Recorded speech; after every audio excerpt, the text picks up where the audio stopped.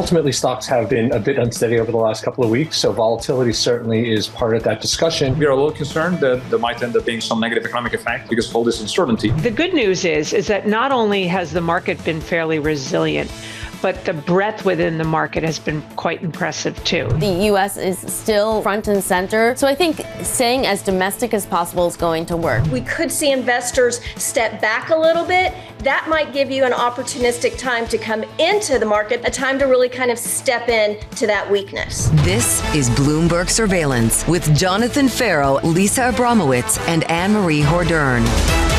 Live from New York City this morning. Good morning for our audience worldwide. Bloomberg Surveillance starts right now. Coming into Tuesday, going into a big 24 hours. Your equity market looks like this. Here are the scores. Equity futures negative by 0.3% on the S&P. We're down by 0.5 on the Nasdaq 100. And your next 24 hours looks like this. Later on today, Chairman Powell going in front of the Senate Banking Committee. Then tomorrow in front of the House. And tomorrow morning, the big data point of the week, US CPI just around a corner. That seems to be what everybody's focusing on. Do you get a confirmation of this inflationary tilt upward that we're seeing in a lot of data that's been coming out? Although yesterday, the one-year New York Fed inflation expectation survey did not confirm you missed, just throwing that out there. Nonetheless, right now the fear is possibly an overshoot of inflation, at least in the near term, especially with the looming tariffs. And the outlook gets a little dicier because of the looming tariffs and the snapback from the Europeans. So here's the snapback. The president of the European Commission saying unjustified tariffs on the EU will not go unanswered.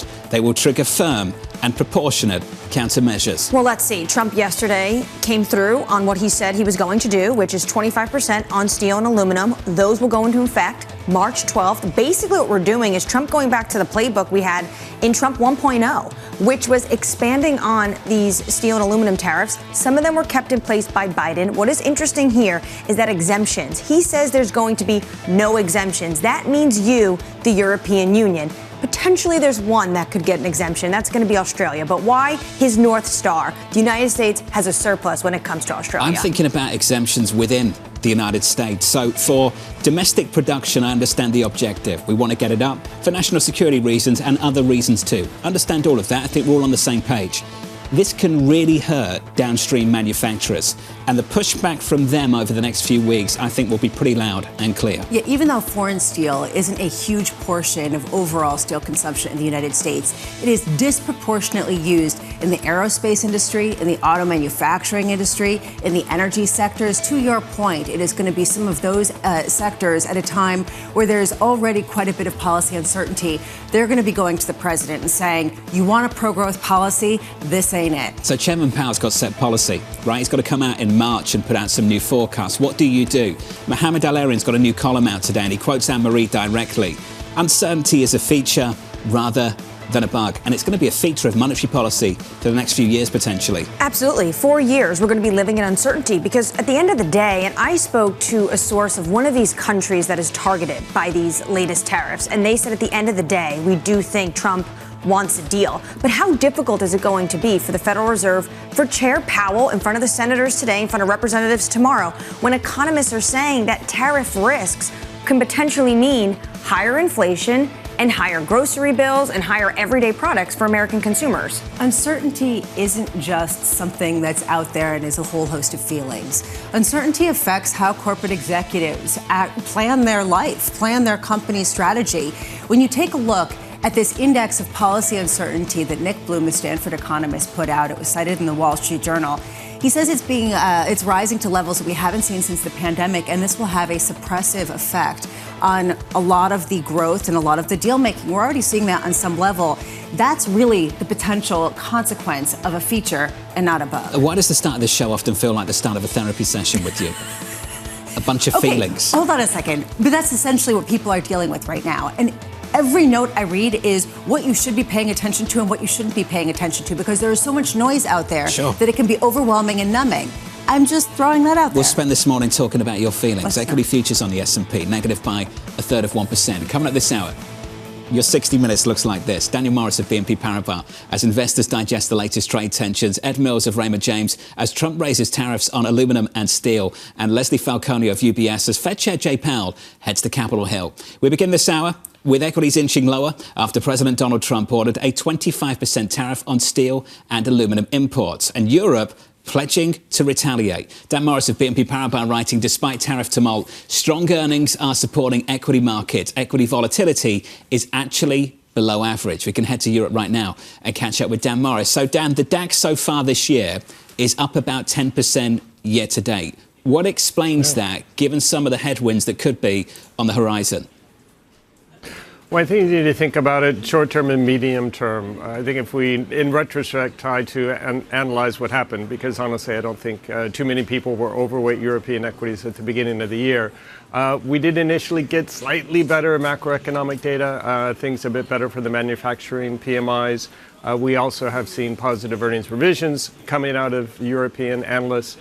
And also, we do have the earnings season results, which have been pretty good. Now, the interesting thing is they're still worse than in the U.S., but your expectations really were so low for Europe that you had a bit of positive news. I think we've seen an outsized reaction. At this point, Dan, do you think that that trade can continue of outperformance in Europe? Yeah, well, that clearly is the key question here. We're probably a bit skeptical now. To be honest, right now, we're neutral in terms of regions and countries, appreciating that there is this chance for a bit of a catch-up for those countries that have lagged since the election.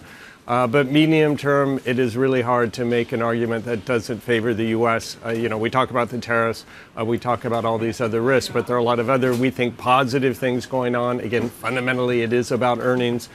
We think that earnings growth is going to be stronger in the U.S. That really should matter. At the same time, that broadly, we don't think that valuations are too out of line. Dan, how do you decide what's noise and what's signal when it comes to some of the policies that we keep getting out of Washington, D.C.?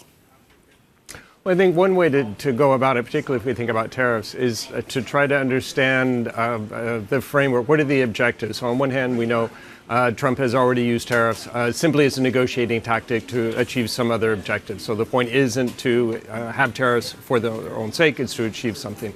Now, if we look at steel and aluminum, that may be more about national security concerns. Even if it is, on one hand, negotiation, there is an argument that the administration might think, at least some tariffs might be worthwhile. So it's a question, I think, of trying to look at what is the real point here, and then, therefore, to assess what is the likelihood that they actually end up being imposed or if they just get negotiated away. Daniel, this may sound counterintuitive, but at the end of the day, is Trump actually forcing Europe to do something Europe needs to do, which is act cohesively and together?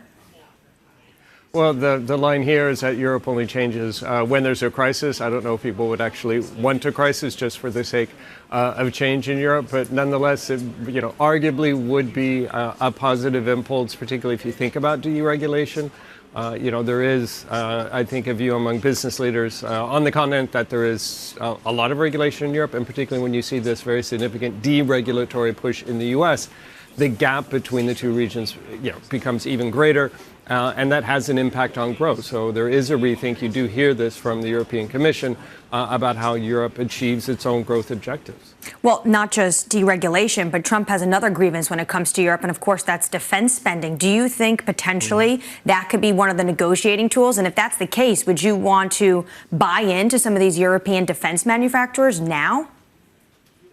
Well, it is something that clearly that Trump's talked about for a long time. So the question probably would be how much of that is already reflected in earnings expectations for this sector. But, absolutely, this is one of the things that President Trump has addressed, and you would imagine is going to be part of those discussions. Hey, Dan, appreciate it, sir. Thanks for your time. Dan Morris there, BNP Paribas, on the latest. Looking ahead to a busy day. Tomorrow morning, CPI, the big focus for us here at Bloomberg, and I'm sure for you at home and on trading floors around the world. CPI 8:30 Eastern Time tomorrow, and a double dose of Chairman Powell. Chairman Powell going in front of the Senate Banking Committee later on today. Neil Dutter of Renmac with this to say ahead of that. Growth is slowing while the Fed is playing a game of chicken with the Trump administration. That's quite a quote from Neil overnight. He believes that there is a natural disinflationary force. And if you take a look at the labor market, if you take a look at the housing market in particular, you see real softness in the U.S. economy that is only exacerbated by the Fed holding rates at this level for a longer period of time.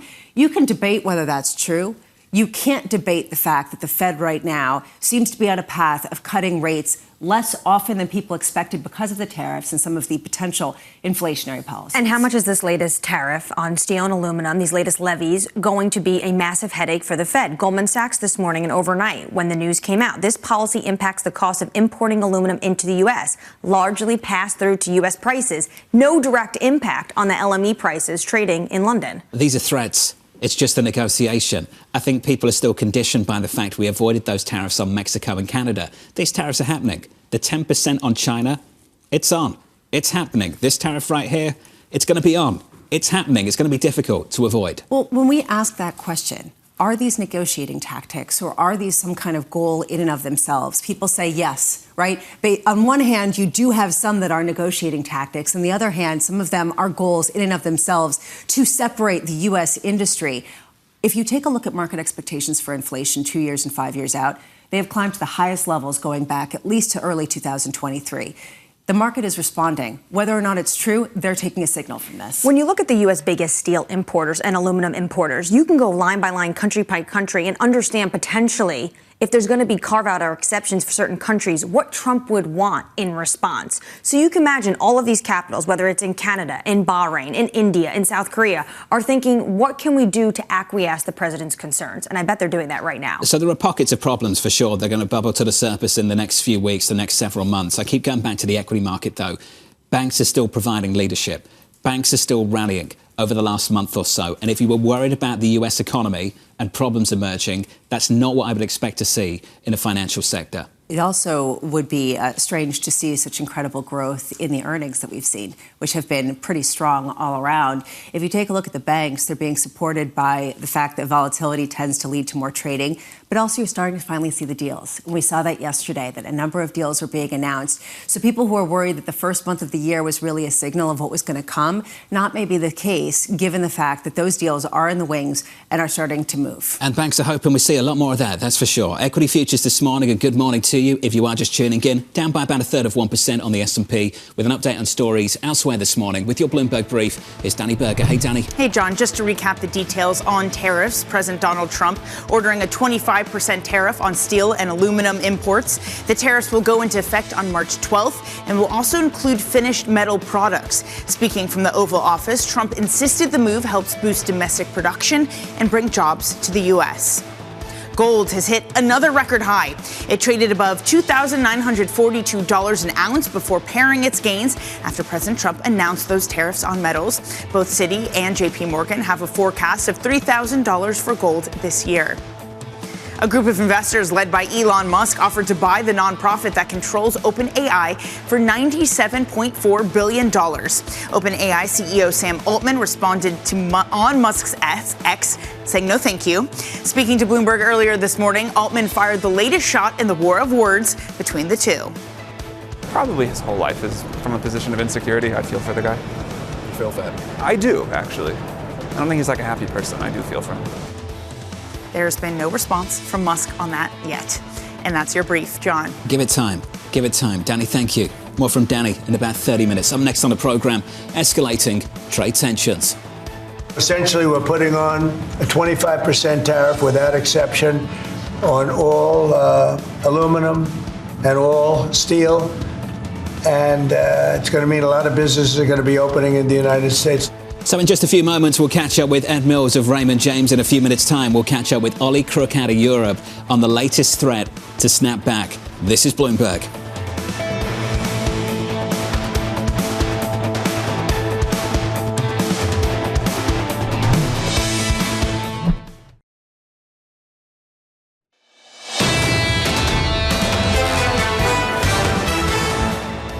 It's a pretty calm start to this morning's trading. We're taking just a little bit back from yesterday's gains. We're down about 1/3 on the S&P 500. In the bond market, yields higher by 2 basis points, still in and around 450. This could all change in the next 24 hours. You'll hear from Chairman Powell a couple of times, and you'll get a big data point tomorrow morning at 8:30 Eastern Time when CPI drops. Your 10-year, 452.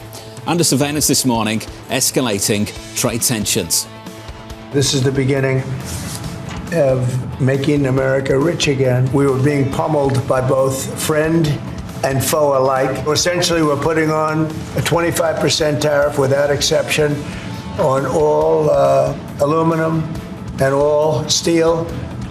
And it's going to mean a lot of businesses are going to be opening in the United States. So here's the latest. President Trump announcing new tariffs and Europe snapping back. European Commission President Ursula von der Leyen saying unjustified tariffs on the EU will not go unanswered. They will trigger firm and proportionate countermeasures. Bloomberg's Ollie Crook joins us now from Berlin for more. So, Ollie, what's the latest and what comes next? Yeah, Jonathan, I think we should sort of linger on those words, firm but proportionate. I think the proportional part of that is going to be very sort of important because for the Europeans, at the end of the day, these tariffs don't kick in until March the 12th. I think they're still hoping to negotiate their way out of it. They watch very closely what happened with Canada, with what happened with Mexico. And of course, they do have their list of retaliatory measures. We remember last time Trump was in office, they talked about targeting, Harley Davidson's, bourbon, those sorts of things. But really, John, at the end of the day, that's really a drop in the bucket. What Trump is trying to address is the basically $250 billion surplus that the EU runs with the United States, about $230 billion last year. And at the end of the day, steel and aluminum really isn't the lion's share of it. I mean, it's going to hurt Germany the most, but Germany only sold about $3 billion worth of steel to the United States last year. It's the 7th biggest provider of steel to the United States. But again, this gets serious for the Europeans when it starts to target the auto sector, the pharmaceutical sector, the machinery sector. I think for the Europeans, at the end of the day, they know every single negotiation begins by naming a price. Donald Trump has not quite named the price yet for the Europeans, what he wants from them. Yes, we know he wants them to buy more fossil fuels. Could it be about NATO spending? Could it be less antitrust action on U.S. tech companies? Could it be Greenland? They really don't know. The good thing that they have this week is the Munich Security Conference, where we're going to get the first high-level delegation from the Trump administration coming into Europe. You're going to have Marco Rubio, J.D. Vance, Keith Kellogg, the special emissary on Russia and Ukraine, and potentially also get the outline for the peace plan there. And J.D. Vance is in Paris for the AI summit as well. Oliver, walk us through a little bit more of what potentially Europe really could do before March 12th to relieve the president's concerns. So listen, I think that we're going to have to sketch that out, and that's where I'm going to be at the end of the week in Munich and trying to chase down, just the Senate delegations and everybody that's going to be there, including J.D. Vance and Marco Rubio, to basically see what they're trying to extract from the Europeans. Of course, the trade balance is going to be front and center. It's, again, almost $250 billion. What can the Europeans do? We know that the Europeans do need to buy more fossil fuel for their own energy security. We know that's an open door that they can push on that can make everybody sort of happy. There is also the question, though, on retaliation. We talk about goods all of the time. There is also the question of trade between services as well, between the United States and Europe. There is a massive surplus that the United States runs on services trade with Europe. Is that something that they could target? But at the end of the day, they don't really have the large bargaining chip when it comes to sort of trade. So we'll have to see what the sort of sketches of the contours of that negotiation begins to look like at the end of this week. Ollie, appreciate it. It's good to hear from you. Ollie Crook there in Berlin. You'll hear a lot more from Ollie through the week on this trade effort as we sit here and wait for so-called reciprocal tariffs. And I think that's probably what the Europeans have got to do here. Sit here and wait, because this is one piece of a much bigger picture. Got to wait to see what the reciprocal tariffs will be, what the president's approach will be to that, before you start talking about proportionate countermeasures. How proportionate do you need to be? How big is this effort going to be? Are you going to make Italians buy American coffee? Are you going to make the French buy American steaks? Are you basically going to say, I want you all driving in Fords? At what point are you going to raise the stakes, no pun intended, at a time when it's visceral and there's a real grievance that goes beyond just what might seem to make the most sense for business? What's wrong with American steaks? What's wrong with Fords? Actually, that's one of the issues. What's wrong with Fords, Bramo? Well, but this is actually one of the issues. I would that love to see a Hummer in those tiny, Italian streets. Back streets. Yeah, I'm not sure that works. Ed Mills of Raymond James joins us now for more. Ed, let's continue the conversation we started with here. The big tariffs on steel and aluminum, and whether there will be any carve-outs. What's your base case on that one? I think the base case is no. I think that the base case is that they go up from here, John. And I think you are 100% right saying that there's all these expectations out there that they're not coming. They're coming. And I think it's really instructive to look exactly what happened with the announcements on Canada, Mexico, and China. The Chinese tariffs are in. And then we move away from the kind of Mexico and Canada tariffs. And then we put on a tariff on what is the largest imports from Canada and Mexico on steel. And this was something the Biden administration was doing. One of the things that we're concerned about is the Mexico backdoor, the fact that a lot of Chinese steel goes to Mexico or Canada and then gets imported into the United States without a tariff. So my expectation is that this is happening and it only escalates from here. So if this happens and these stick, 25% on aluminum and 25% on steel by March 12th, what are we supposed to expect when it comes to reciprocal tariffs that Trump says we're going to get in the next day or two? I think that what we're going to see is that what you've seen the administration talk about is that what are the average tariffs? So on the UK, there's an average tariff of 4.5% for US goods. We'll probably put that on the UK. For India, it's 18%.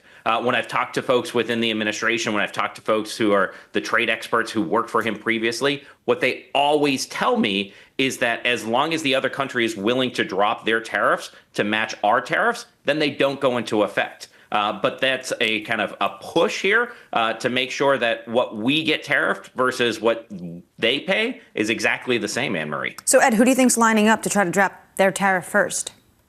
I don't know if we get that kind of immediately.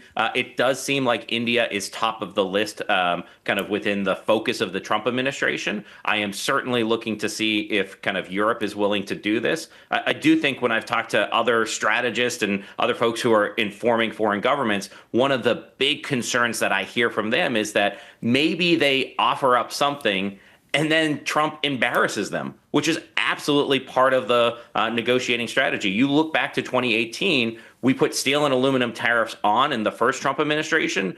Over the next couple of years, Trump worked out deals to remove those tariffs. Look at a deal with Australia. Those now are kind of blown up. If a country makes a deal, can they actually see Trump follow through with this, or does he come on top and do something different, which makes it hard to want to be the first one that lines up and tries to do something to stop this? Ed, the market has been pretty sanguine. Right now, stocks aren't really responding in a significant kind of way. Julian Emanuel of Evercore ISI said this will only actually encourage the president to go further and be more aggressive with tariffs. Do you agree?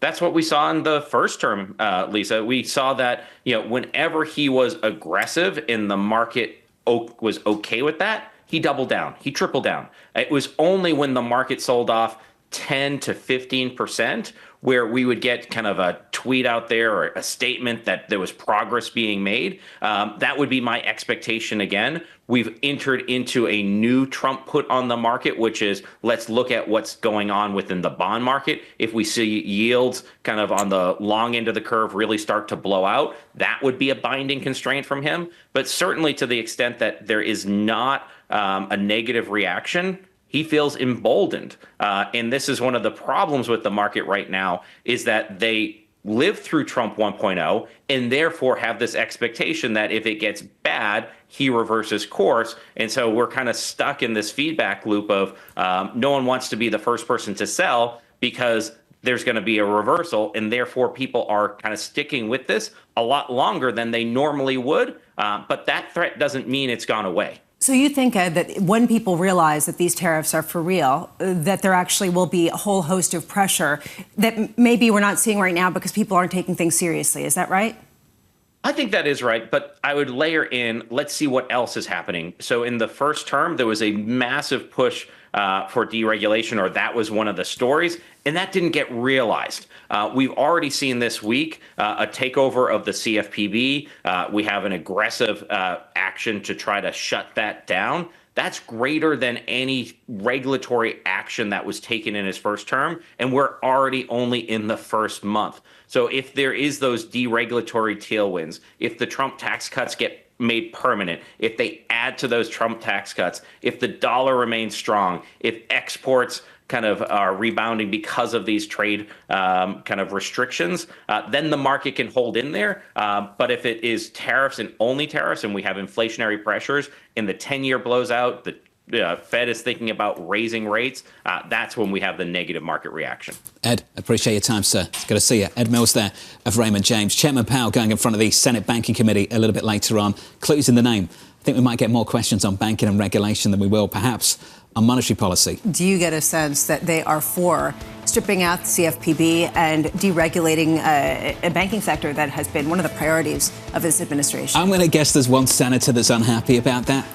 Well, let's see. A senator from Massachusetts, maybe. Whose name rhymes with Marin? With something to say. Yes, well, I'm sure on that that's topic. Going to be the case. Up next on the programme, don't miss this. Bloomberg's Tom McKenzie after sitting down with Sam Altman on Elon Musk. That's next.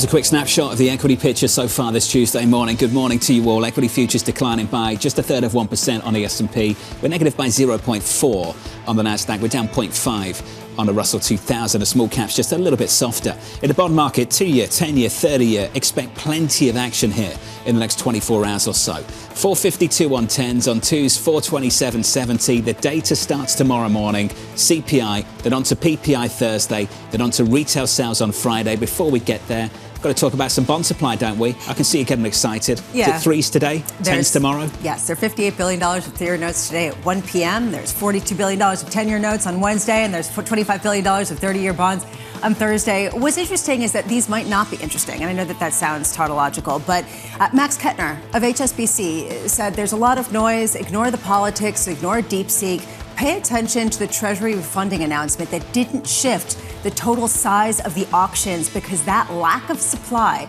will give some ballast to a market that still isn't fully positioned for an ongoing rally. $42 billion of 10-year notes tomorrow. The one to watch, I think, particularly after the CPI print tomorrow morning. So that's the bond market picture. Here's the FX story. We've seen so much volatility in foreign exchange over the past few weeks or so off the back of the trade headlines. We've got more headlines for you. The euro in and around 103, 103.17 at the moment, positive by a tenth of 1%.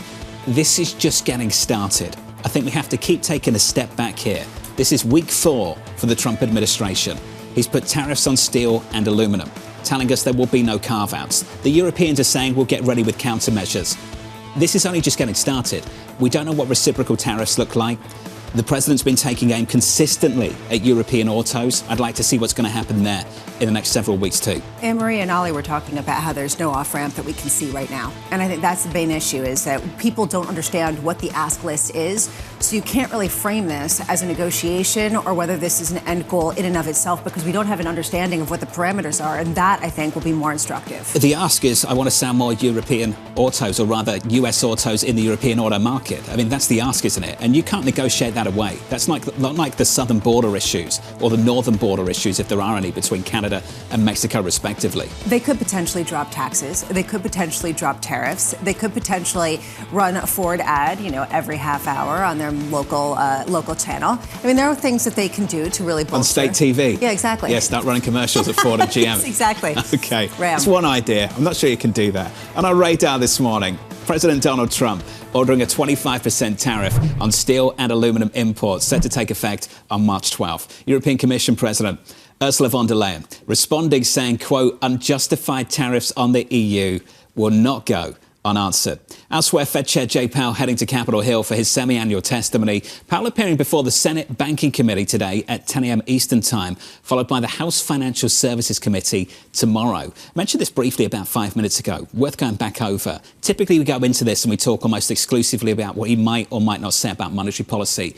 Banking and banking regulation has got to be top of mind going into this one. Especially after they neutered the CFPB, the Consumer Financial Bureau of Protection. There has been a huge deregulatory push by this administration that's gone further than a lot of people ever expected and further than they went during the last Trump administration. Will this Fed chair support that? Will he agree and say, yes, to some degree, there had been an over-regulating of the financial sector? Will he push back and say, we're actually examining certain things? Senator Warren will definitely eviscerate him if he says anything, but particularly with respect to deregulating the financial sector. Senator Scott, who's the chairman of the Senate Banking Committee, he's going to talk about Basel III endgame proposals. He's going to talk about strict, what they would call financial regulation of the Biden administration. And he's going to want to hear Powell say, yes, we're walking that back now. So when it comes to regulation, it's going to be from both sides, not just the bashing from Senator Warren, but also it's going to be tough coming from Republicans as well. The banks are expecting things to happen. Bank stocks are. That's where the leadership has been in this equity market. That's been a favourite sector ever since Donald Trump won this election and Republicans took the House and Senate. What happens if Fed Chair Jay Powell, I'm just thinking as you're speaking, pushes back and says, actually, we're not going to roll back the Basel III. And we do think that there is the need to increase some of the stringencies of these protocols. Could there be a pretty significant market reaction when usually these are pretty sleepy hearings? I mean, this could potentially be high drama. We're building this up. That's the promo. So. All right, 10 a.m. Eastern Time, the Senate Banking Committee taking on Chairman Powell on Capitol Hill. Look out for that. Then round 2 tomorrow in front of the House Financial Services Committee. Looking forward to catching up with French Hill tomorrow, of course, the chair of that committee. So he'll be joining the programme, I think, in the next 24 hours or so.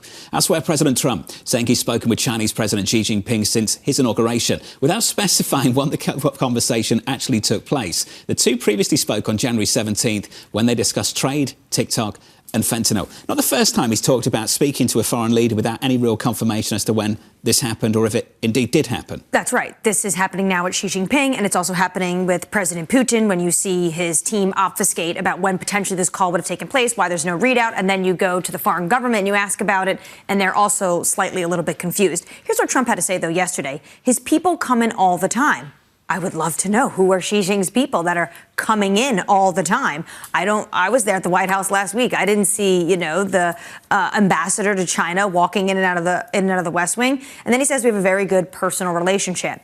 Then, reporters go to the Chinese Foreign Ministry, and the only thing they're pretty much talking about is when the two spoke before inauguration on January 17th. So it's quite unclear. Did this happen in the previous Trump administration, or is this sort of a new playbook to try to seem as though they're acting in an expedient way on a multitude of fronts when it comes to, in particular, Russia and Ukraine, as well as what's going on with Israel? I think it's that whole idea of uncertainty.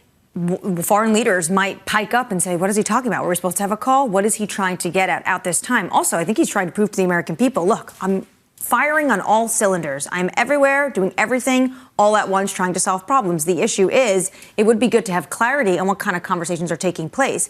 But to your question, Jonathan, you remember when I think he made up a call with Xi Jinping? The phantom phone call, yes. Yeah, that was it. The phantom phone call. But it was important to remember the objective of the phantom phone call. The equity market was gapping lower. There was concerns about tensions between the United States and China.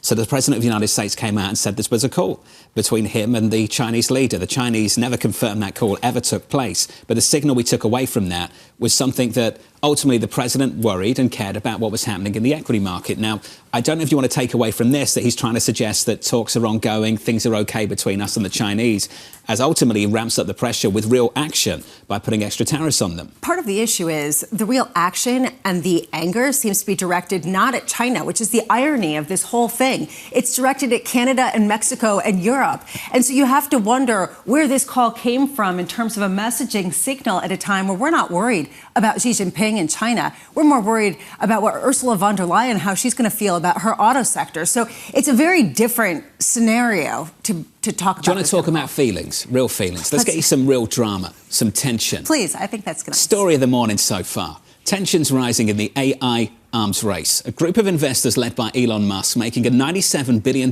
bid for rival startup OpenAI. The co-founder Sam Altman saying no thank you and countering with an offer to buy Musk's X for $9.7 billion. Altman taking another shot at Musk with Bloomberg's Tom McKenzie at the Action AI Summit in Paris. OpenAI is not for sale. The OpenAI mission is not for sale. Elon tries all sorts of things for a long time. This is this week's episode. He's probably just trying to slow us down. He obviously is a competitor. He's working hard and he's raised a lot of money for XAI, and they're trying to compete with us. I wish he would just compete by building a better product, but I think there's been a lot of tactics, many, many lawsuits, all sorts of other crazy stuff. Now this. And we'll try to just put our head down and keep working. Do you think Musk's approach then is from a position of insecurity about XAI? Probably his whole life is from a position of insecurity. I feel for the guy. I don't think he's like a happy person. I do feel for him. For a therapy session now, Tom McKenzie joins us now for more. Tom, welcome to the programme. Fantastic work. Really enjoyed the conversation the two of you were having, the short conversation over Elon Musk. Tom, can we just take a big step back? Can you explain to us all where this tension is coming from, how this started between these two big leaders? Yeah, because it's turned personal, as you say, John. This goes back to 2015, when, of course, Musk was a key backer of OpenAI. Back in 2015 with Sam Altman. They shared an exchange on email about this. This is a good idea. Let's start to discuss and build out a research lab focused on AI, on artificial intelligence that is open, that is transparent. That goes back to 2015. How things have changed in the last few years. You have the legal suits, the law cases coming through from Elon Musk. Sam Altman suggested to me this is just the latest step change in that tactics he would describe as being underhand. Elon Musk, his contention is that OpenAI has moved so far away from its original goals, creating open, transparent artificial intelligence with a focus on safety for the public good, and again with that stress on open, and it is non-profit. We know now that Sam Altman and the team at OpenAI are trying to look at how they restructure the business. Sam Altman told me they're not walking away from non-profit. Others would say, well, what is the definition? But we know the board are having those discussions, and Sam Altman described that to me.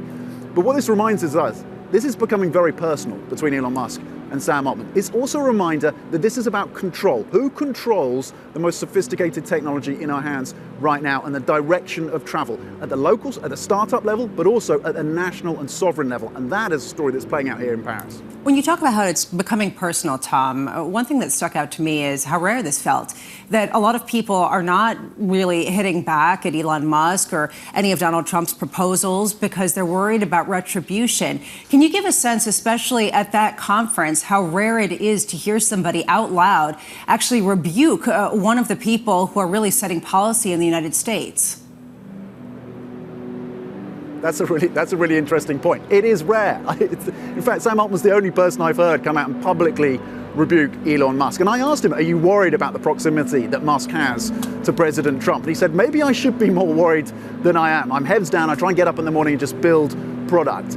He has insulated himself to some extent, Sam Altman, with Stargate. And he came up there, of course, on stage at the White House with, of course, Trump around that proposal, 100, potentially up to $500 billion US. And Sam Altman told me that is a key question that he gets from people on the ground here in Paris is, can you build another Stargate in my country? Economic growth, he said, is a key question mark.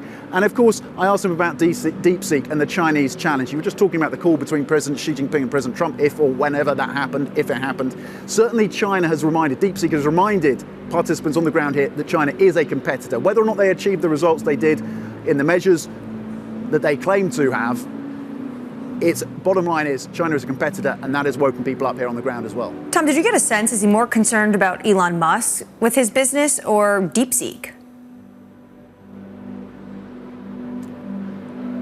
Good question. I think he's more concerned at the delay tactics that Elon Musk is trying to put in place around the developments of the products coming through from OpenAI. Ultimately, he's very clear. This is not a business that is for sale. OpenAI is not for sale. But he did say that he thinks Elon Musk's rationale around launching this bid is to slow them down. And he talked about the fact that Musk has raised a lot of money with xAI. He's raised a lot of money, but I think Sam's contention is that they're still not catching up in terms of the product, xAI versus OpenAI. And that's the insecurity question that I put to him. He thinks this is a man who's insecure. His whole life, and I'm quoting, is one based on insecurity, and he feels sorry for him. I think he's probably watching in terms of what xAI does on the competitive level. He doesn't think they're there yet. DeepSeek, maybe they borrowed some data, maybe they trained on it. He seemed to brush that off. And that seems to be what I'm getting from other executives here on the ground as well, is that whether DeepSeek have been truthful or not, you can kind of just put it in the category, it hasn't really changed the dynamic really on efficiency. Certainly that was a line from DeepMind's Demis Hassabis, the CEO of that business.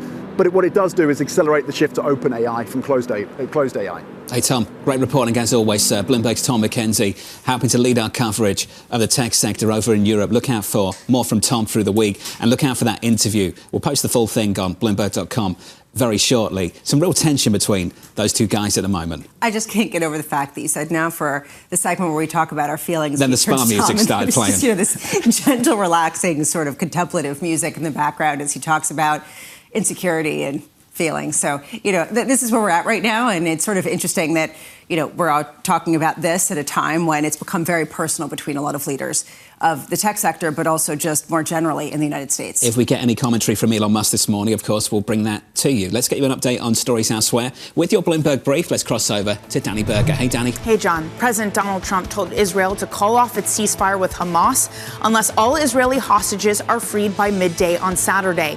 The president spoke hours after Hamas announced it was indefinitely postponing the next release of hostages that was set to happen this weekend.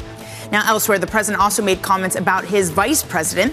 Trump told Fox News that he isn't ready to name Vice President J.D. Vance as his successor, saying it was too early to make such a determination. Trump said that Vance is very capable and that he's done a fantastic job so far. Now, also in tech, Meta has begun notifying staff of job cuts, cutting 5% of its workforce, terminating thousands of what it called low performers. The job cuts are expected to affect around 3,600 people. It's part of Meta's efficiency push and will create headcount for hiring new AI talent. And that is your brief. John. Hey, Danny, thank you. Appreciate it. More from Danny in about 30 minutes' time. Up next on the program, preparing for Powell. The Fed's on hold, right? They are totally on hold right now. They're on ice. They may not move at all this year. It's probably a really high probability. Right now, the Fed is more likely to just sit on their hands. That conversation up next with Leslie Falconio of UBS from New York City. You're watching Bloomberg TV.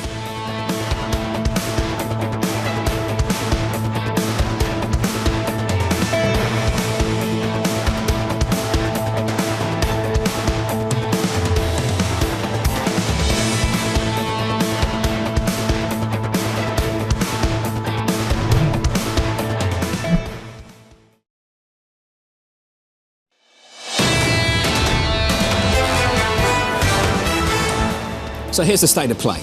We're taking everything in stride at the moment. Equity futures down only a third of 1%. No real drama here when it comes to tariffs. A new announcement, tariffs on steel and aluminum, but a key date, March 12th. They don't go into effect until then. So do we have time to negotiate this away? Do we have time to negotiate carve-outs here? Or does this actually happen in a month's time? If you take a look at markets, they're saying, well, something might happen, but wake me when we're there, because right now we're not paying attention to what has been so many times before just noise. I think when it comes to exemptions, Trump already mentioned Australia. You have to look at who the United States has a trade surplus with. That is really this guy's North Star. I said yesterday, some meetings start where the top line figure everyone needs to focus on is the trade deficit the U.S. has with that specific country. So maybe Australia could be saved. Not sure about the others unless they bring something forward that he really wants to get done. It's a key story for us this morning. In the bond market at the moment, yields are a little bit higher, up by 2 or 3 basis points. The 10-year 4.52. And the surveillance this morning, preparing for Powell. The Fed's on hold, right? They are totally on hold right now. They're on ice. They may not move at all this year. It's probably a really high probability. Right now, the Fed is more likely to just sit on their hands. Over the long term, rates are meaningfully restrictive, right? Probably, easily 100 basis points too high. So that is the path of least resistance, but maybe not this year. So here's the latest. Investigators, or rather investors, gauging the impact of tariffs ahead of testimony from Fed Chair Jay Powell and Capitol Hill. Leslie Falconio of UBS writing, we look for longer-term bull steepener with 2 Fed cuts in the second half of 2025. Leslie joins us now for more. Leslie, it's good to see you. Last time we caught up towards the end of last year, you were looking for, I think, 4 in 2025. What's changed things, the data or the prospect that policy might change too? Well, we were looking for 4 prior to the December Fed meeting. And then we actually cut it back to that too. And obviously growth was much greater than we expected. And inflation turned out to be a little bit more sticky. But we are still looking for 2 cuts. And, we do think that this disinflation trend, while it might be stalled, it's not completely derailed. So we are looking for inflation to continue to come down. And more than likely, the Fed cuts in the second half of the year. Is it because of policy, though, back to John's question, or is it because just there is more momentum in the underlying economy than a lot of people expected before December of last year? Well, there's definitely more momentum. If you look at some of these GDP growth numbers, if you look at consumer spending in the fourth quarter, even the first quarter of Atlanta Fed now is at like 2.8%. So, and the labor market remains strong. So there is obviously growth has been this much stronger than anticipated. But I think when people say the Fed is on hold, that's priced into the marketplace. I mean, the market this morning is only pricing in about 30, 35 basis points of cuts for 2025. So I think that, hold for longer is there. We just think the market's getting a little bit too hawkish right now. So we're still looking for 2 in the second half. When you talk about a bull steepener, it kind of goes against what we're seeing right now in the market, to your point, and you say that the market's a little bit incorrect with its pricing in of policy staying where it is.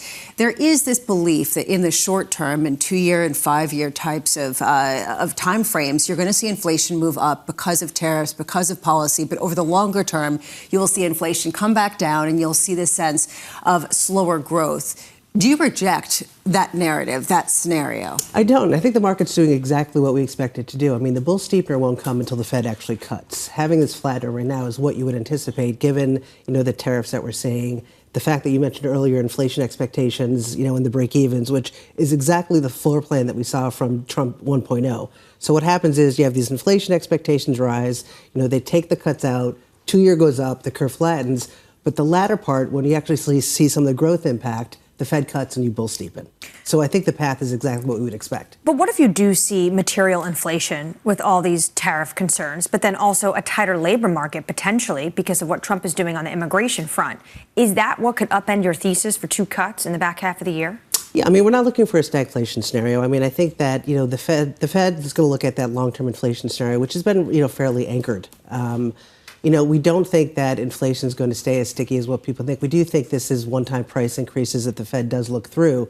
So we're not thinking right now, from what we've seen, unless it's organically grown, fundamentally consumer-driven inflation kind of reacceleration, we don't think it's going to alter the Fed's path. What are you hoping to hear from Powell today?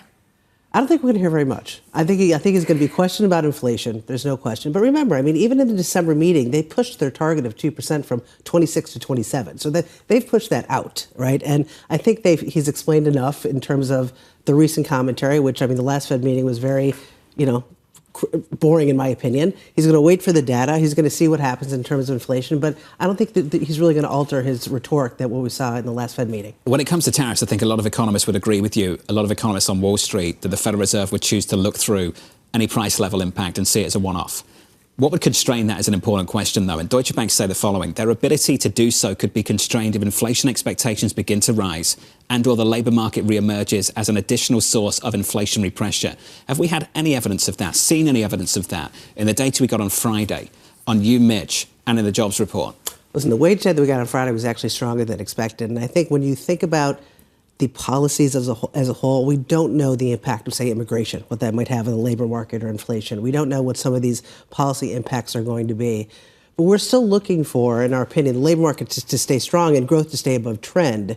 We just don't think it's going to force them to completely, stay on the sidelines. And we especially don't think they're going to force a hike in the near term.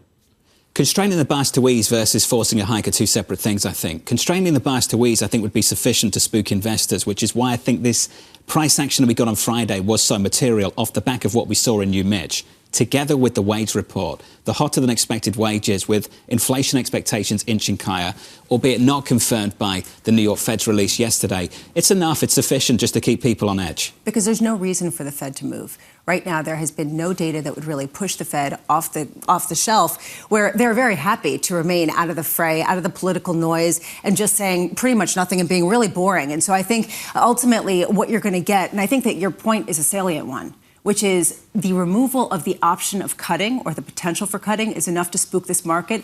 How much more would have to get priced in, or is that the fully priced scenario at this point? Even spookier if you think growth is slowing.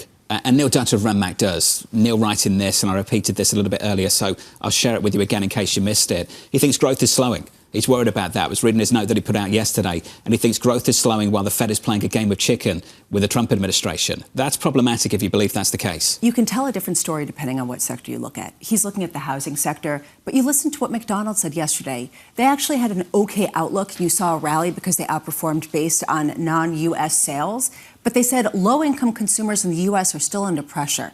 And they said the overall market is pretty muted. The low-income segment really is still feeling it, and that is a significant portion of their customer base. So that type of commentary is enough to keep certain people on edge. That's choiceful, translated.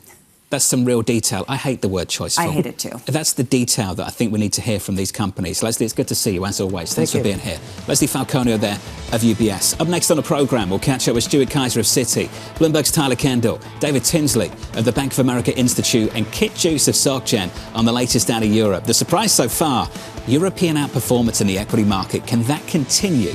Can that continue? We'll ask Kit in about an hour from now. From New York City, this is Bloomberg.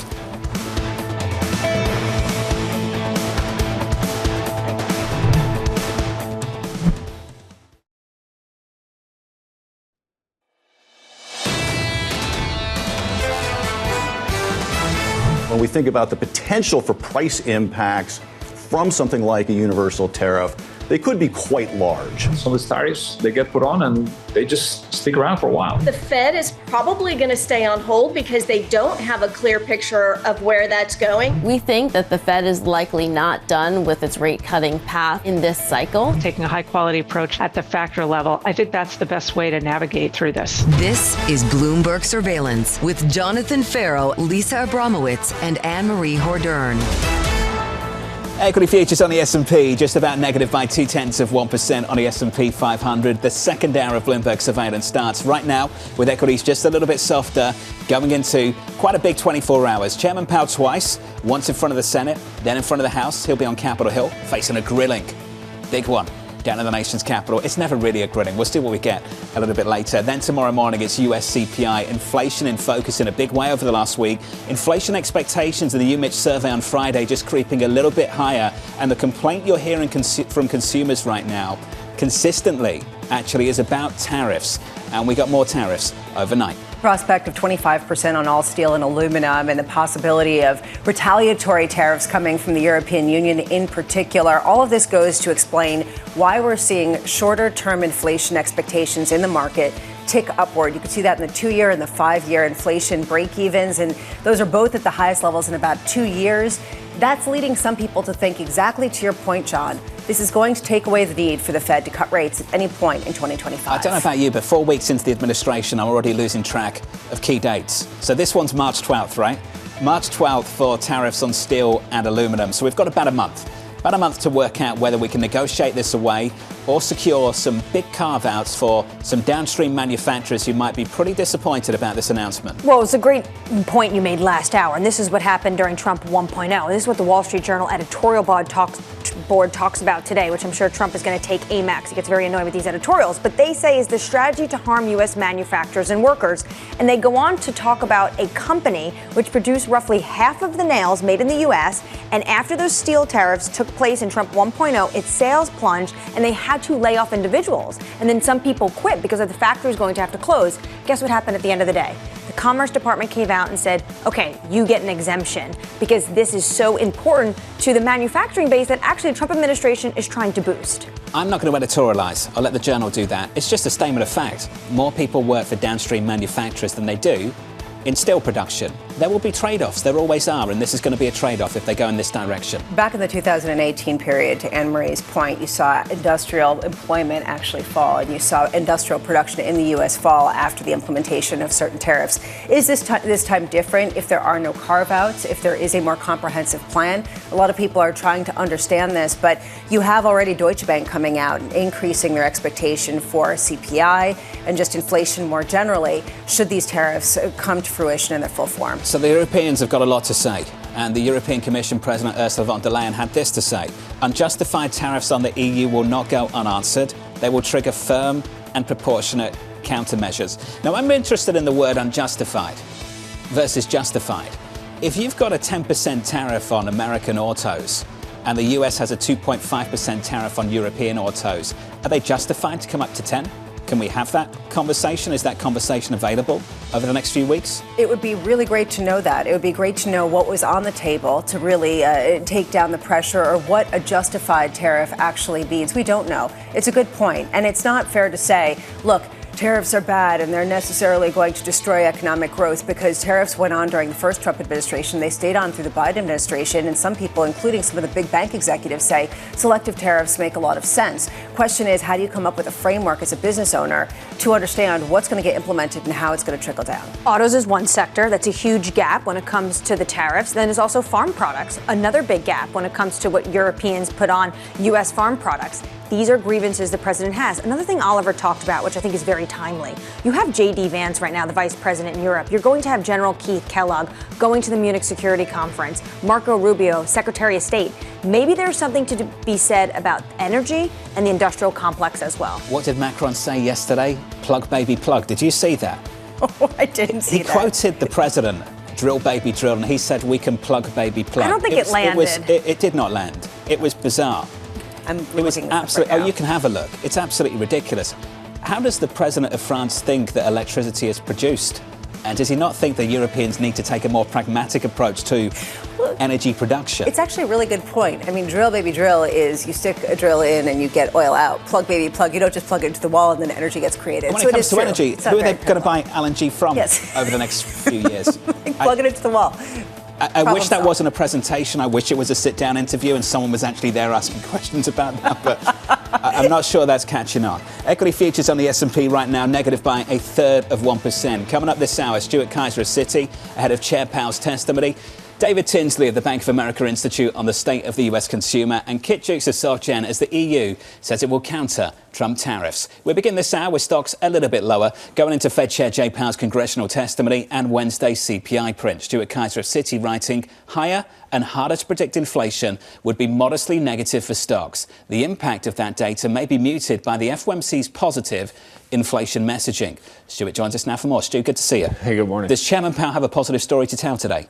I think he's going to try to spin it positively. I think you probably try to stay as much on script, relative to the January FOMC as he possibly can.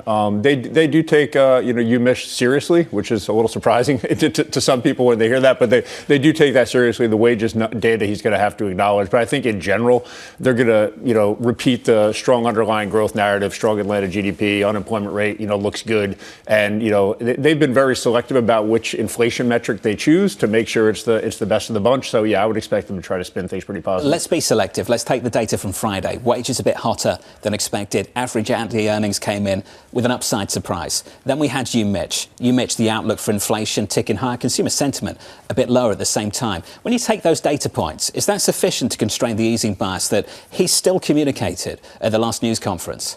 I don't think it's enough to change their message just yet. I mean, that average hourly, we also had a big upside surprise last January, so there may be a little bit of seasonality in that. UMISH can get revised. That's a survey of less than 500 consumers trying to predict inflation over the next 5 to 10 years. So I think a little bit of a grain of salt probably has to be taken with that data. But I mean, he'll acknowledge it, but I don't think it's enough to change where their base case is right now. I want to dig into and have you elaborate a little bit about on this line that you said that John read. The impact of that data may be muted by the FOMC's positive inflation messaging.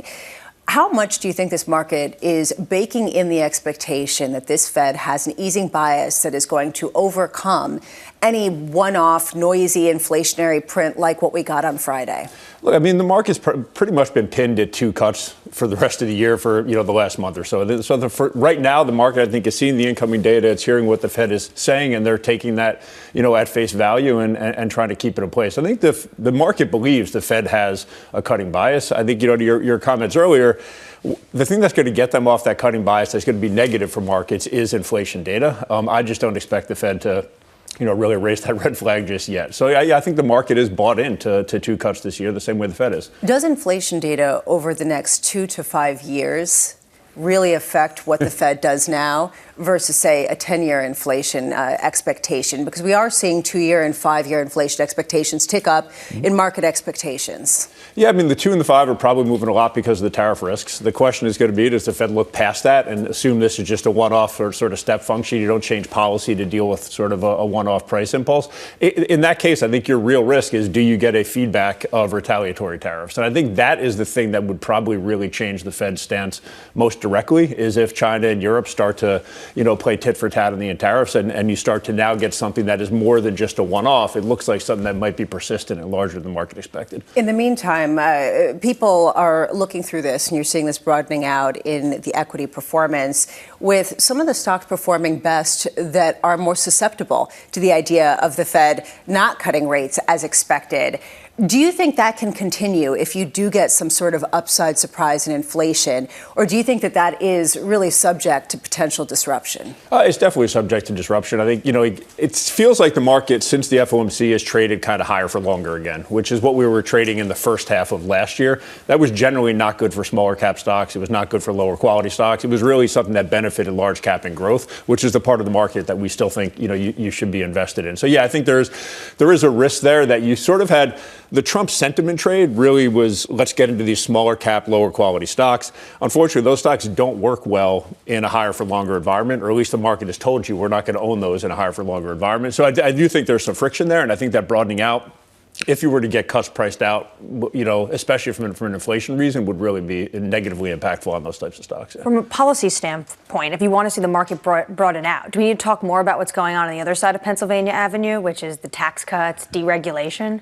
Yeah, I think tax cuts, dereg, are huge. Obviously, just a generally positive growth environment. I mean, the broadening trade, which is something like we're sympathetic to the story behind. The problem is, it seems like there's a pretty narrow range of data outcomes in which that trade can actually work. You need you need growth to be solid, but it can't be so strong that you're pushing out the rate cuts, because that's sort of a headwind from them from a refinancing perspective. If growth slows down, you don't want to be in the small cap stock. So it's a very interesting trade, and you can tell a nice story about it. We just think there's sort of a narrow corridor of macroeconomic data that it actually works in. And yes, you do need tax cuts and deregulation, I think, is a necessary condition. So it sounds like the market's just treading water.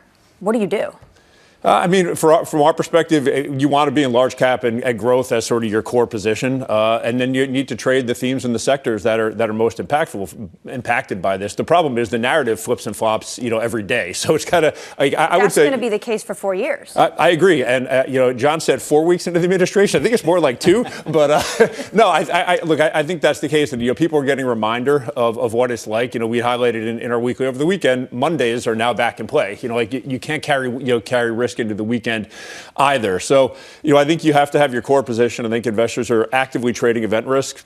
From an options perspective, if things seem calm, you buy options then, because to your point, they're not going to be calm for long. And, I think if I had to highlight one thing that's been really resilient, it's banks. The banks in the financial sector is a part of the market that people are comfortable owning. It benefits from growth. It benefits from dereg. It's domestically facing. It's not going to get tariffed. And he might even allow them to bank in Canada if he gets his way with these tariffs, right? It's impressive, the run that we've seen in the financials. Weekends are back in play too. Yes. No longer at the beach in Delaware, getting things done.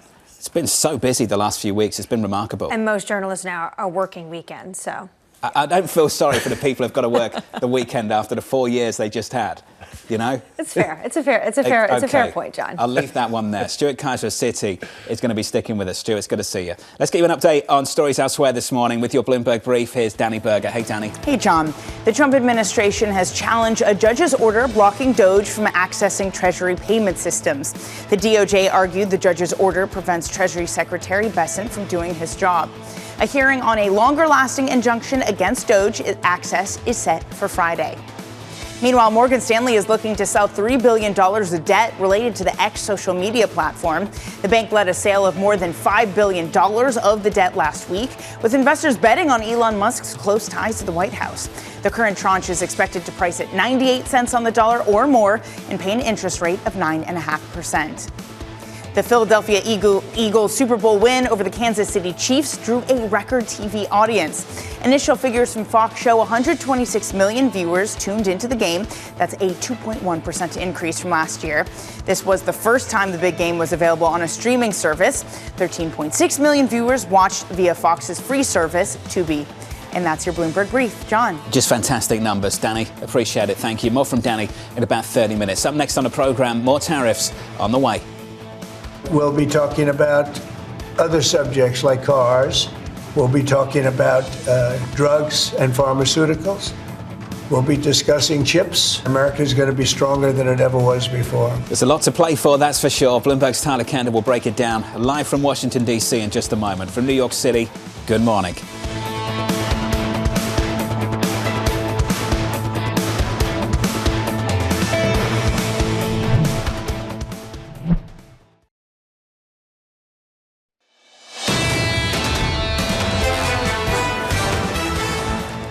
Chairman Powell coming up at 10 a.m. Eastern Time in front of the Senate Banking Committee. This just dropping from Andrew Honhorst and a team over at Citi. We expect Chair Powell to reiterate that policy rates are in a good place and that there is no urgency to adjust them in today's congressional testimony. So Andrew and the team teeing up a snooze fest a little bit later on monetary policy. I'd like to find somebody who is not teeing up a snooze fest. If you are not teeing up a snooze fest, I think this is going to be a fascinating two-day hearing. Please call in. Annmarie is excited about it. In the bond market right now, yield to higher. I'm not. Just rewatch the Fed press conference. I don't think anyone thought you were.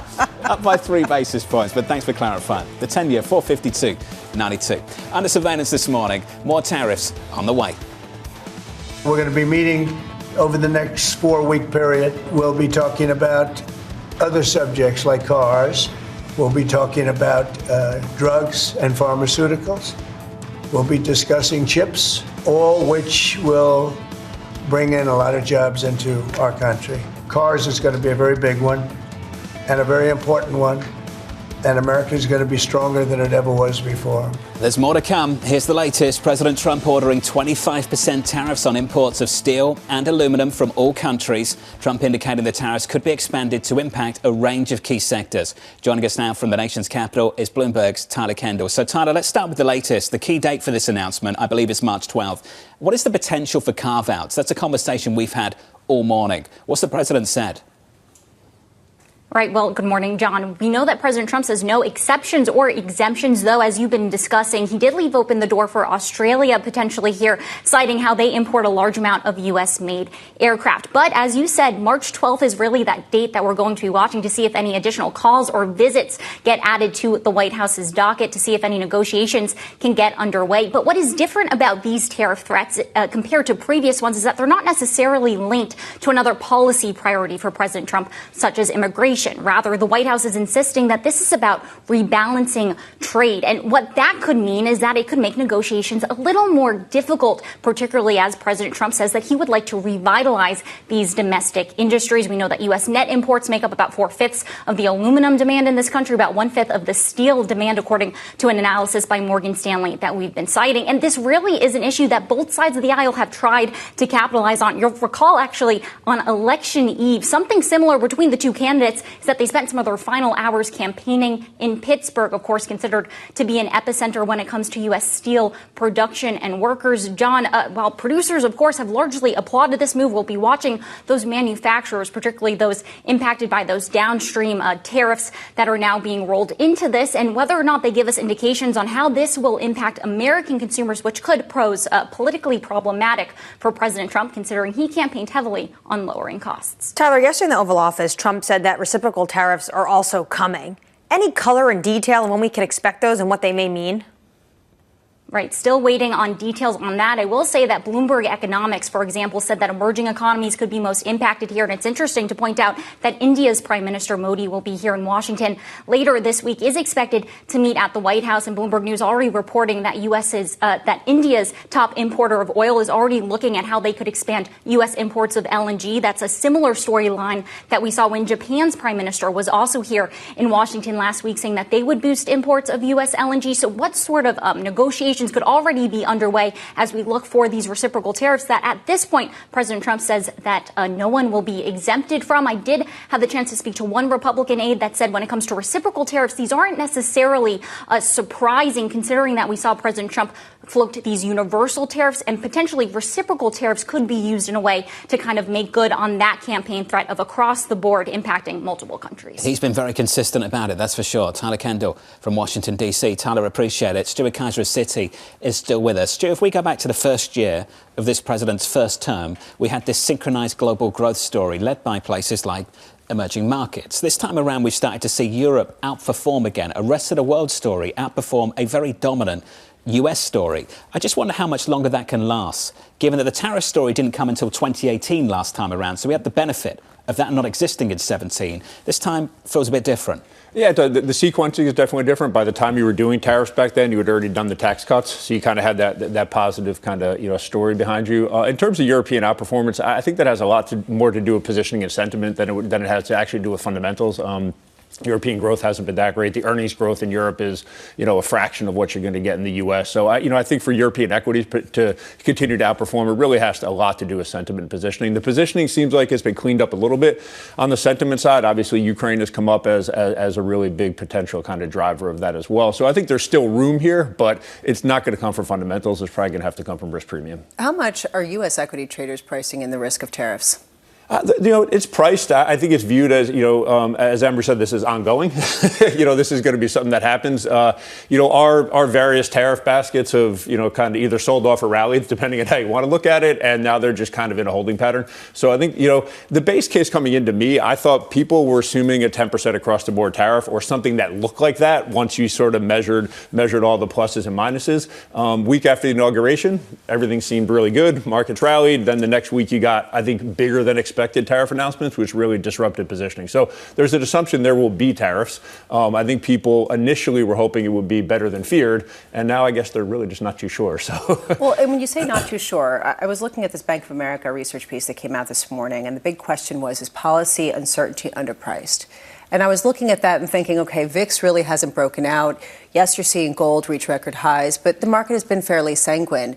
Do you think that there should be more of a pricing in of this inherent volatility and uncertainty that's a feature of this administration?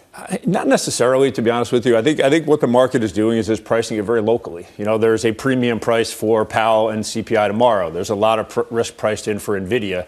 In between those days, the market is treating them as quote unquote normal days. I mean, if you remember back to 2017 was the lowest volatility year we had since the mid 60s. And that was the first year of a Trump administration. So I think the idea that baseline volatility is higher just because Trump is in place, I don't think is correct. I think to get that higher baseline volatility, to John's point, you're going to need the growth data to start to come off. If you have a solid growth environment, then I think what you're going to have is relatively low baseline volatility and a lot of event risk. So I think what that means, you need to own weekend risk. You need to own, economic data risk. If there is a press conference or a vote in the Senate or something like that, you need to own that risk.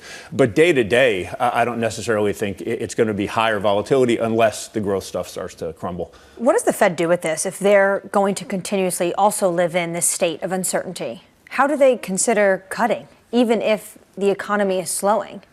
I think you guys made a great point earlier. You could have the Fed between a little bit of a rock and a hard place here. You know, if you cap federal hiring, or if you start to get some layoffs, unemployment rate ticks higher, then you've got sort of this inflationary impulse on the tariff side. Yeah, it could put the Fed in a really tricky spot. I think they've been very clear that unless a tariff is announced and implemented, it's not going to be part of their sort of policy outlook. But even Chair Powell's admitted that some members, they'll include a little tariff, just in case. So I think it puts the Fed a little bit between the rock and a hard place if the data evolves in that way. But for now, they're just going to have to, I think, really focus on the data. And then in the background, hopefully they're doing a lot of scenario analysis to deal with it. But yeah, I mean, look, their message is clear. They think, unemployment rate is going to stay about where it is. Inflation is going to be coming down. They're going to get a couple cuts in. And unless and until these are facts as opposed to proposals, I think they're just going to kind of sit on their hands a bit. It's been really difficult to find out which Fed officials included a little bit of tariff. We've heard from quite a few of them. We spoke to one. They won't give you anything. Nobody will acknowledge that they were the ones that were pricing in a little bit of tariff. Why do you think that's the case? They're worried about accusations of political bias? What do you think it's about? Absolutely, of course. Yeah, to get truthed, probably, nonstop by maybe the President of the United States, Do you think we get a little bit of that in this hearing later today and again tomorrow? I think at a certain point, if the tariff proposals have been floated out there, it gets harder and harder for the Fed chair to say, we don't know what's going on. We can't assume or speculate, because you can. You have some proposals. So you have economists at major U.S. banks coming up with scenario analysis and figuring out what that would look like. I'm sure the Fed is doing the same. Well, not just proposals. China tariffs are in place, and the tit for tat's back in place. So we actually have something tangible that Jay Powell can maybe speak to today. China's still not in a good place. We heard from the Kering CEO a little bit earlier on this morning. No improvement in Chinese demand, not just for the quarter, for the year. Now we can sit here and say that maybe that's a Gucci problem, not a luxury problem, not a China problem, but that's not a good headline to read about the world's second largest economy. Especially when you look at sales dropping 24% from 2013 levels, which are to the 2023 levels, which already were somewhat suppressed. You're right. It could be a Gucci problem, and Annmarie can tell you all about the designer kerfuffle and what exactly is going on. That they said, have big problems. Hermes That's a Gucci problem. Well, Gucci is, the crown jewel of Kering, and when Gucci goes, the whole company goes. But we get Hermes reporting earnings on Friday. Do you get some kind of repeat of that, given some of the Chinese? Don't think so. Hermes is in a better place. Personally, that's my guess. I'm pleased we're down with that. Is that, have you got a price target on the stock? Done? No, okay. Stu, it's good to see you. Stuart Kaiser of Citi. Up next, David Tinsley of the Bank of America Institute on the state of the US consumer as we count you down to CPI, about 25 hours away from New York City. This is Bloomberg.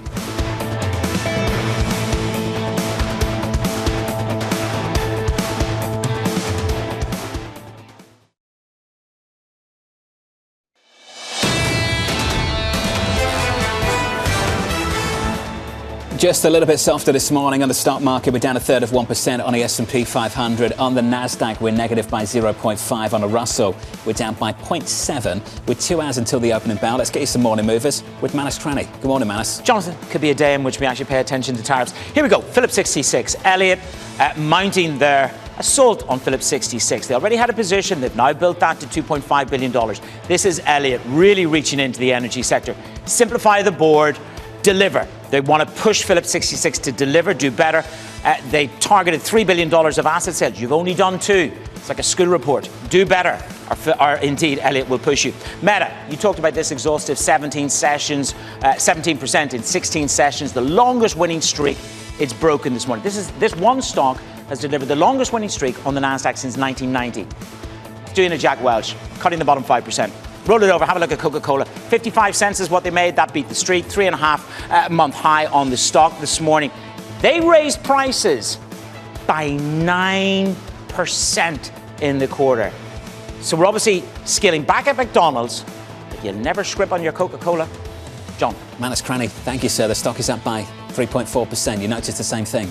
Well, this is the 11th straight quarter that that Coca-Cola, has raised its prices by 9% or more in the period. It just highlights how they're making up for pretty slow growth in the volume sales with price increases, and how they're still able to do so, even though we heard from McDonald's that the lower income consumer is being much more choiceful. This is a part of and I love that word, don't at all.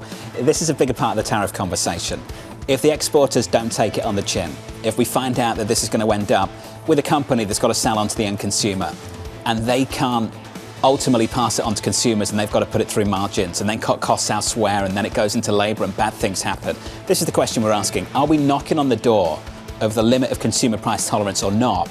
Or are we still seeing evidence here and there, and this might be, that perhaps there's still some tolerance still to come? It's a great question. And is it different depending on the sector and depending on exactly where in the supply chain they end up getting some of the hit? Because you can see with Canadian oil and the pipelines, probably the margins will come in. But with the likes of consumer products, consumers have been conditioned to not totally know what price they're going to pay after the pandemic. Coca-Cola up by about 3% at the pre-market. On our radar this morning, some top stories. President Trump ordering 25% tariffs on all steel and aluminum imports, the EU vowing retaliation. EU Commission President Ursula von der Leyen saying unjustified tariffs on the EU will not go unanswered. They will trigger firm and proportionate countermeasures. So we don't know what those firm and proportionate countermeasures are. What we do know is things the president gets very frustrated with when it comes to the European Union. One, he doesn't think they spend enough on defense. He doesn't think they buy enough U.S. LNG, which in his first term, I think he called freedom molecules, and he wants to see more of them cross over the Atlantic into Europe. And then third, it's the autos. And you talked about this a lot, Jonathan. This massive gap when it comes to cars imported into Europe that are facing a 10% tariff, while Mercedes, Peugeots, for those random people that might have a Peugeot car in New York, have a 2.5% tariff. And that is the gap. And he said it yesterday, cars, it's coming. We had a 206 back in the day. Do you know what that is? I don't. OK, we won't pretend we're going to talk about cars anytime soon on this programme. It's a nice vehicle. You mentioned energy, getting lots of comments from the defenders of Macron's energy policy over in France. And I will say, granted, a lot of it comes from nuclear, and the French do not have the problem that the English and the Germans have with energy at the moment, granted. But plug, baby, plug is not going to land. And for the Europeans at White, there is a problem. You mentioned LNG. I think LNG is a very good point. I think it was one of our colleagues who said they'll be pushing on an open door if they want to buy more American LNG, or rather if the Americans want the Europeans to buy it, because the Europeans need it, because of disastrous foreign policy and a relationship with Russia that is totally broken down. Let's just be clear. We're coming off a period where Joe Biden said you can't export LNG to Europe because that would increase prices back home. And now Donald Trump is saying you guys better buy more. At the same time, I just looked it up. It's Molecules of U.S. Freedom is the new name for fossil fuels that Donald Trump would like to export. What Emmanuel Macron should have said is, one, yes, we will take those molecules of freedom that are drill, baby, drill, but it's fission, baby, fission. Yes. Not plug, baby, plug. Plug, baby, plug makes no sense. Fission, baby, fission would have been better. Perfect. Do you want to work for the French administration? No, thank you. No. And they should address that to the Germans and maybe insert that somewhere into Merkel's memoir. Yes, there was that missing chapter that should have been in there. There was at one point when Germany was shutting down nuclear but restarting coal plants because of this foreign policy crisis, where basically enslaving their entire manufacturing industry on cheap Russian fossil fuels. Going to dig a hole with the Merkel supporters now. That chapter that should have been in the book, like everything I did wrong across 20 years. Who's next? That. Who's next? No Macron? one's next. No, we're done. Yeah, we're done. Angela Merkel. I try and stay out of British politics. Try and avoid that for the moment. That's Well, a very I think that Keir Starmer is going to be coming to the United States soon. Is he? Yeah, so Yes, do you want according talk to my about it? reporting. Yeah. There's a trip in the works. Was that your reporting? It was. Very cool. Thank you so much. When's he coming? trip in the works, I would say, sometime this month. But we have Modi coming up. We have King Abdullah coming today. Potentially the next few weeks, Keir Starmer will be the next one to head into the Oval Office. Decent start for Starmer and Trump. There hasn't been too much animosity despite the differences in politics, so one to watch. Is this you playing nice? That's me playing nice. Okay. All right, we're going to end there. President Trump saying Israel should call off its ceasefire with Hamas if all hostages aren't returned this weekend. The president's comments coming after Hamas said it was indefinitely postponing the upcoming release. Trump saying if the hostages aren't returned, all bets are off and let hell break out. He gave this a time frame. He said by 12 o'clock, and he said, I think that's an appropriate time. On Saturday, he said Netanyahu can go his own way, but this is what my line in the sand is when it comes to Hamas. What was even more interesting part of that news conference is our Jenny Leonard was part of the pool there in the room, and she asked, because Trump has been talking about how Egypt and Jordan need to take in more Palestinians, she asked, well, would you be willing to withhold aid? Because the United States sends billions to Egypt and Jordan every year. And he said, conceivably, yeah, if they don't take in more Palestinians. That is why this meeting today with King Abdullah is going to be very challenging for the Jordanians. It also raises this real tension for a lot of the leaders in Saudi Arabia and Jordan and some of the other allies of the United States and, frankly, allies of Israel, because a lot of people in their countries are very much for the Palestinian cause. And if they come out and support what Donald Trump is talking about, they could face significant backlash from their own population. So it's a very delicate dance that they're trying to orchestrate here. Speaking of delicate dances and far less serious, but I think far more entertaining, the OpenAI CEO, Sam Altman, taking shots at Elon Musk after Musk offered to buy the non-profit behind OpenAI for $97.4 billion. OpenAI is not for sale. The OpenAI mission is not for sale. Elon tries all sorts of things for a long time. This is this week's episode. He's probably just trying to slow us down. He obviously is a competitor. He's working hard and has raised a lot of money for XAI, and they're trying to compete with us. I wish he would just compete by building a better product, but I think there's been a lot of tactics, many lawsuits, all sorts of other crazy stuff. Now this, and we'll try to just put our head down and keep working. Do you think Musk's approach then is from a position of insecurity about XAI? Probably his whole life is from a position of insecurity. I feel for the guy. I don't think he's like a happy person. I do feel for him. This got deeply personal. Fantastic job by our reporter, Tom McKenzie, out there on the ground over in Europe interviewing Sam Altman, getting more and more personal as the days and weeks go by for these two individuals.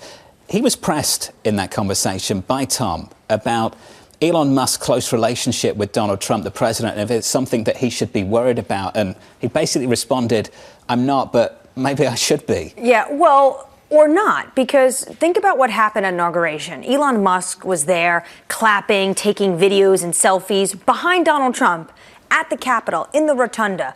Where was Sam Altman? He was in the overflow room. He wasn't there center stage. But where was he the day after inauguration?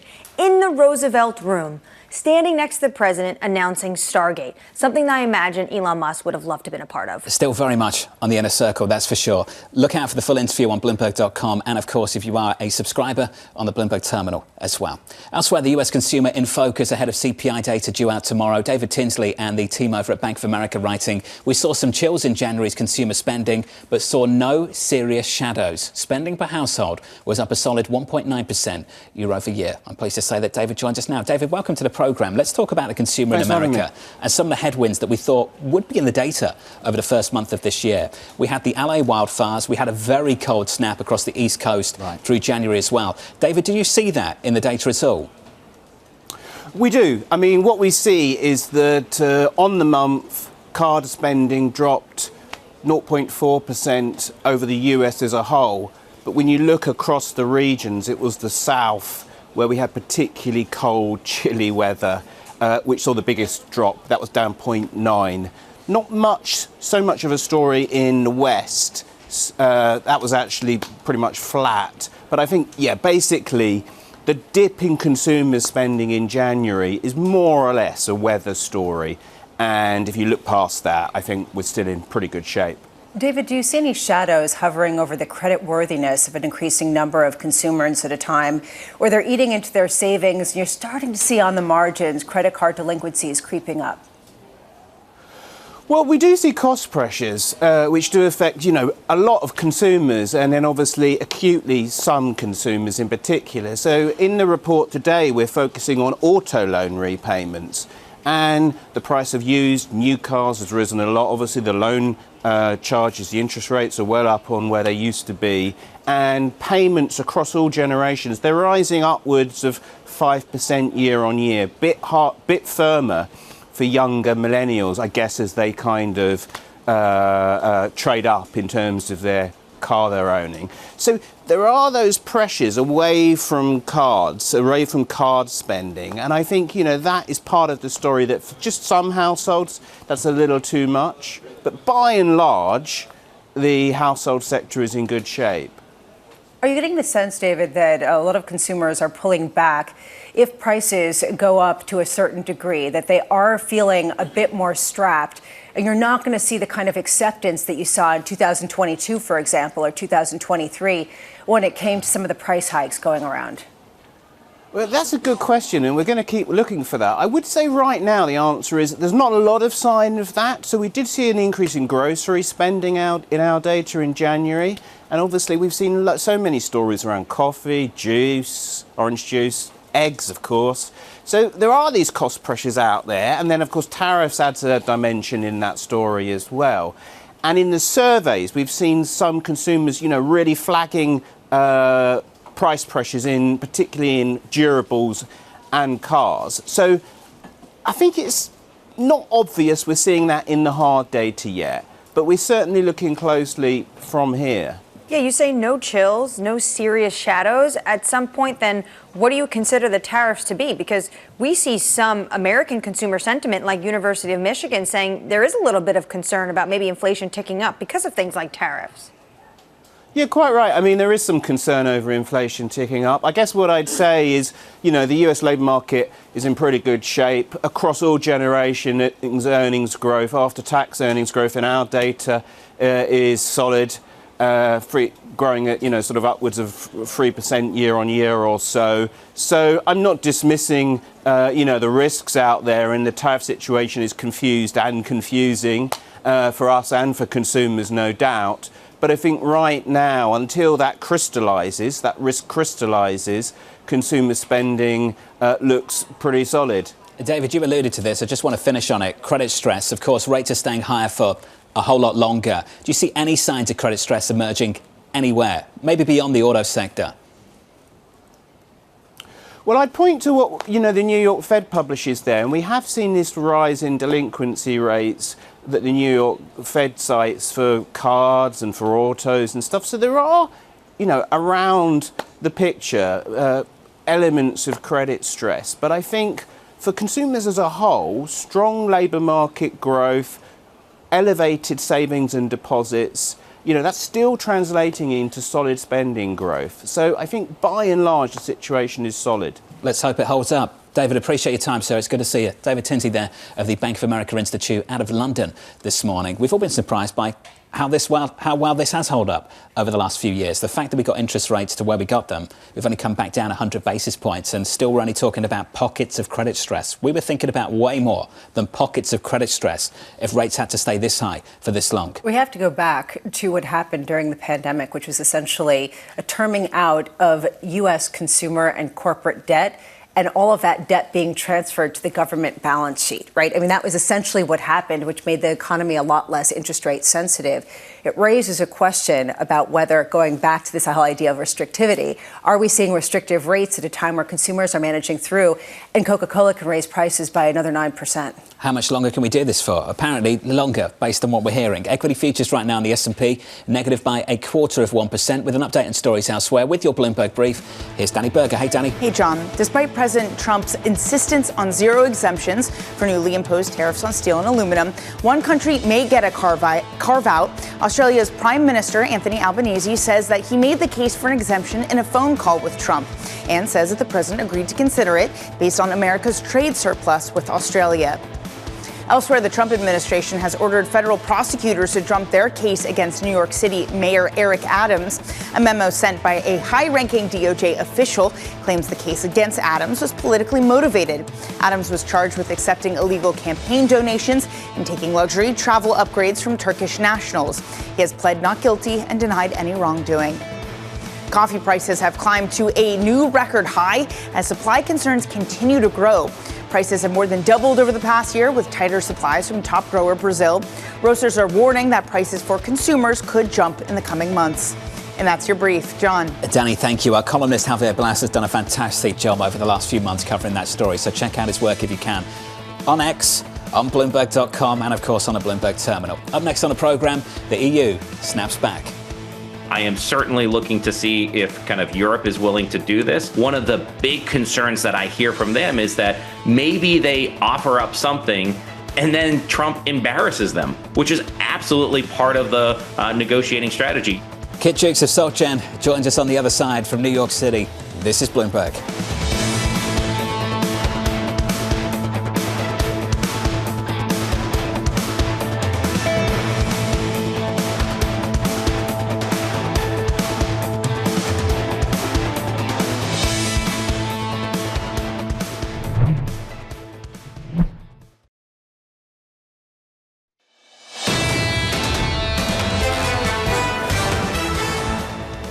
Euro dollar down for 3 consecutive days coming into today's session, bouncing back by 0.2%. The euro at the moment at about 103.26, with a lot of tariffs to think about in the coming weeks. Under surveillance this morning, the EU snaps back.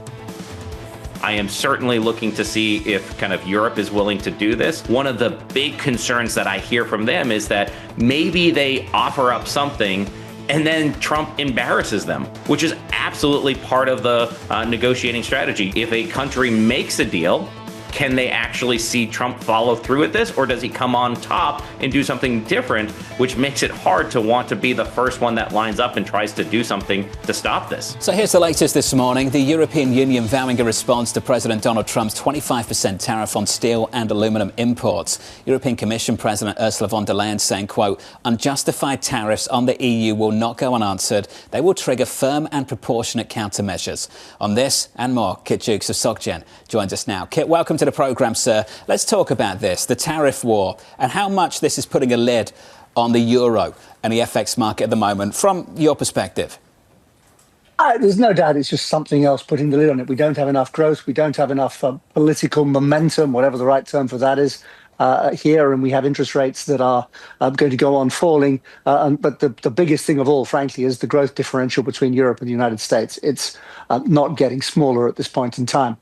So this is going to hurt Europe as it goes through, for sure, in terms of competitiveness, and the European economy doesn't need it. So, yeah, we'll see where we go, but there's not a lot of reasons to make you buy the euro that come from Europe. Maybe after the German election something changes, but until then, it's really just a question of how much stronger the US can make the dollar.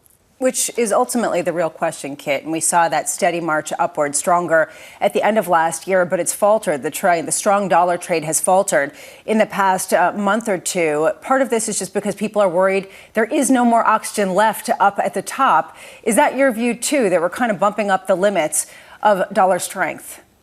Yeah, I mean, look, foreigners own $65 trillion worth of US assets at this point in time, which scares me enough on its own. The US net international investment deficit is $23.6 trillion. So we European savers are all in on US investment because you've got higher rates, faster growth, more attractive investments. How much more can you throw at that? Equally, 0.95 on euro dollar was the level we reached in the middle of the biggest terms of trade shock that most of us have ever seen, and the first land war in most of our lifetimes. So 95 feels like an incredibly strong dollar, and we've just edged closer, and we can't quite make it. My fear is that we sort of nudge up against it, and each day I say we can't go that much further. But that's sort of where we are now, which is strong, staying strong. The picture doesn't change a great deal. The European side of the equation needs probably political change, economic momentum. Let's see if that comes from the German elections. And then we wait for one-off events like, a possible solution to the war in Ukraine and things like that can help. But in the meantime, we don't have enough growth. We don't have enough growth to not cut interest rates here, which Jay Powell may say the US has enough growth not to cut interest rates much or at all. And we wait and see. And yeah, there's nothing special about parity.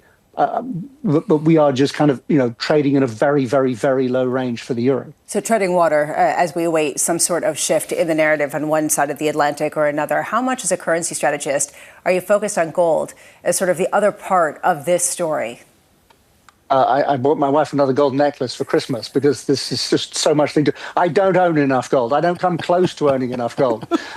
Necklace? Why didn't you get her a bar? I've got to jump in, Kit. Does your wife know that you buy her gifts with a store of value in mind? She was a political journalist at one point in her life, so she's pretty wise, and she knows what I do for a living. So she sees right through it. She likes it. She's fine with that. But yes, I should have been buying bars ages ago. It's the gold story in this particular environment is going to be pretty compelling, particularly, starting from the moment that the US effectively, I don't know what the right term is, but weaponized the dollar in terms of, wanting to challenge people who do things they don't approve of. So there's more demand for gold at the moment than there is supply. There's enough inflation concern to keep it bid. I am not a gold expert in a million years. Otherwise, I would own more.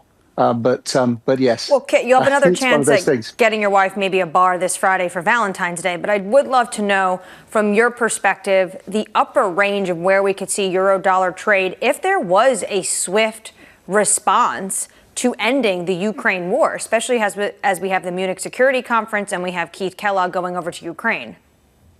I think we'd get back up into the teens quite quickly. So back above 110, well, somewhere between there and 115. That seems pretty plausible to me on that event. I think if you want to get back to 120 and areas like that, we need to change the relative growth story. The US has got higher neutral rates. It's got higher trend growth. So all of those things are why euro-dollar has been coming down ever since the Fed started normalizing policy more than a decade ago. But Ukraine, back in the teens. Kit, appreciate it, sir. Say hi to Mrs. Juckes. Kit Juckes of SocGen. I hope she's not watching. Not this morning, anyway. Kit, appreciate it. Thank you very much. Sure, it would sort out sentiment without a doubt. And Kit makes the argument that the euro would get back to the high teens. But the growth story, it's not going to address the energy issue beyond France. It's not going to help Germany. Unless you believe that if you manage to settle this war, that energy and energy trade begins to normalise, whatever that word means, I just don't see how it gets easier. Talk to people in Germany trying to set up a company right now, relying on the price of energy at the moment, which is just so expensive in certain parts of the continent at the moment. Absolutely, so expensive. And when it comes to going back to normal, what does that even look like? There's sanctions on Russian energy. Do they then try to do deals with Russia once again? Does Nord Stream come into play? It's very unclear and doesn't look likely, at least at this moment. But to Kit's point, just from a sentiment perspective, yeah. Without a doubt, it would unleash some euro strength, but growth differentials, that's the key. You've got to close the gap between Europe and the US from the growth side. And it's unclear exactly who or how they could do it, given that the government is sort of up in question in a number of these economies. Yep. Up next on the programme, we'll catch up with Sinead Colton Grant of BMY, IBM CEO Arvind Krishna in just a moment, and we'll speak to ITR Economics too. And Saira Malik of Nuveen from New York City. This is Bloomberg.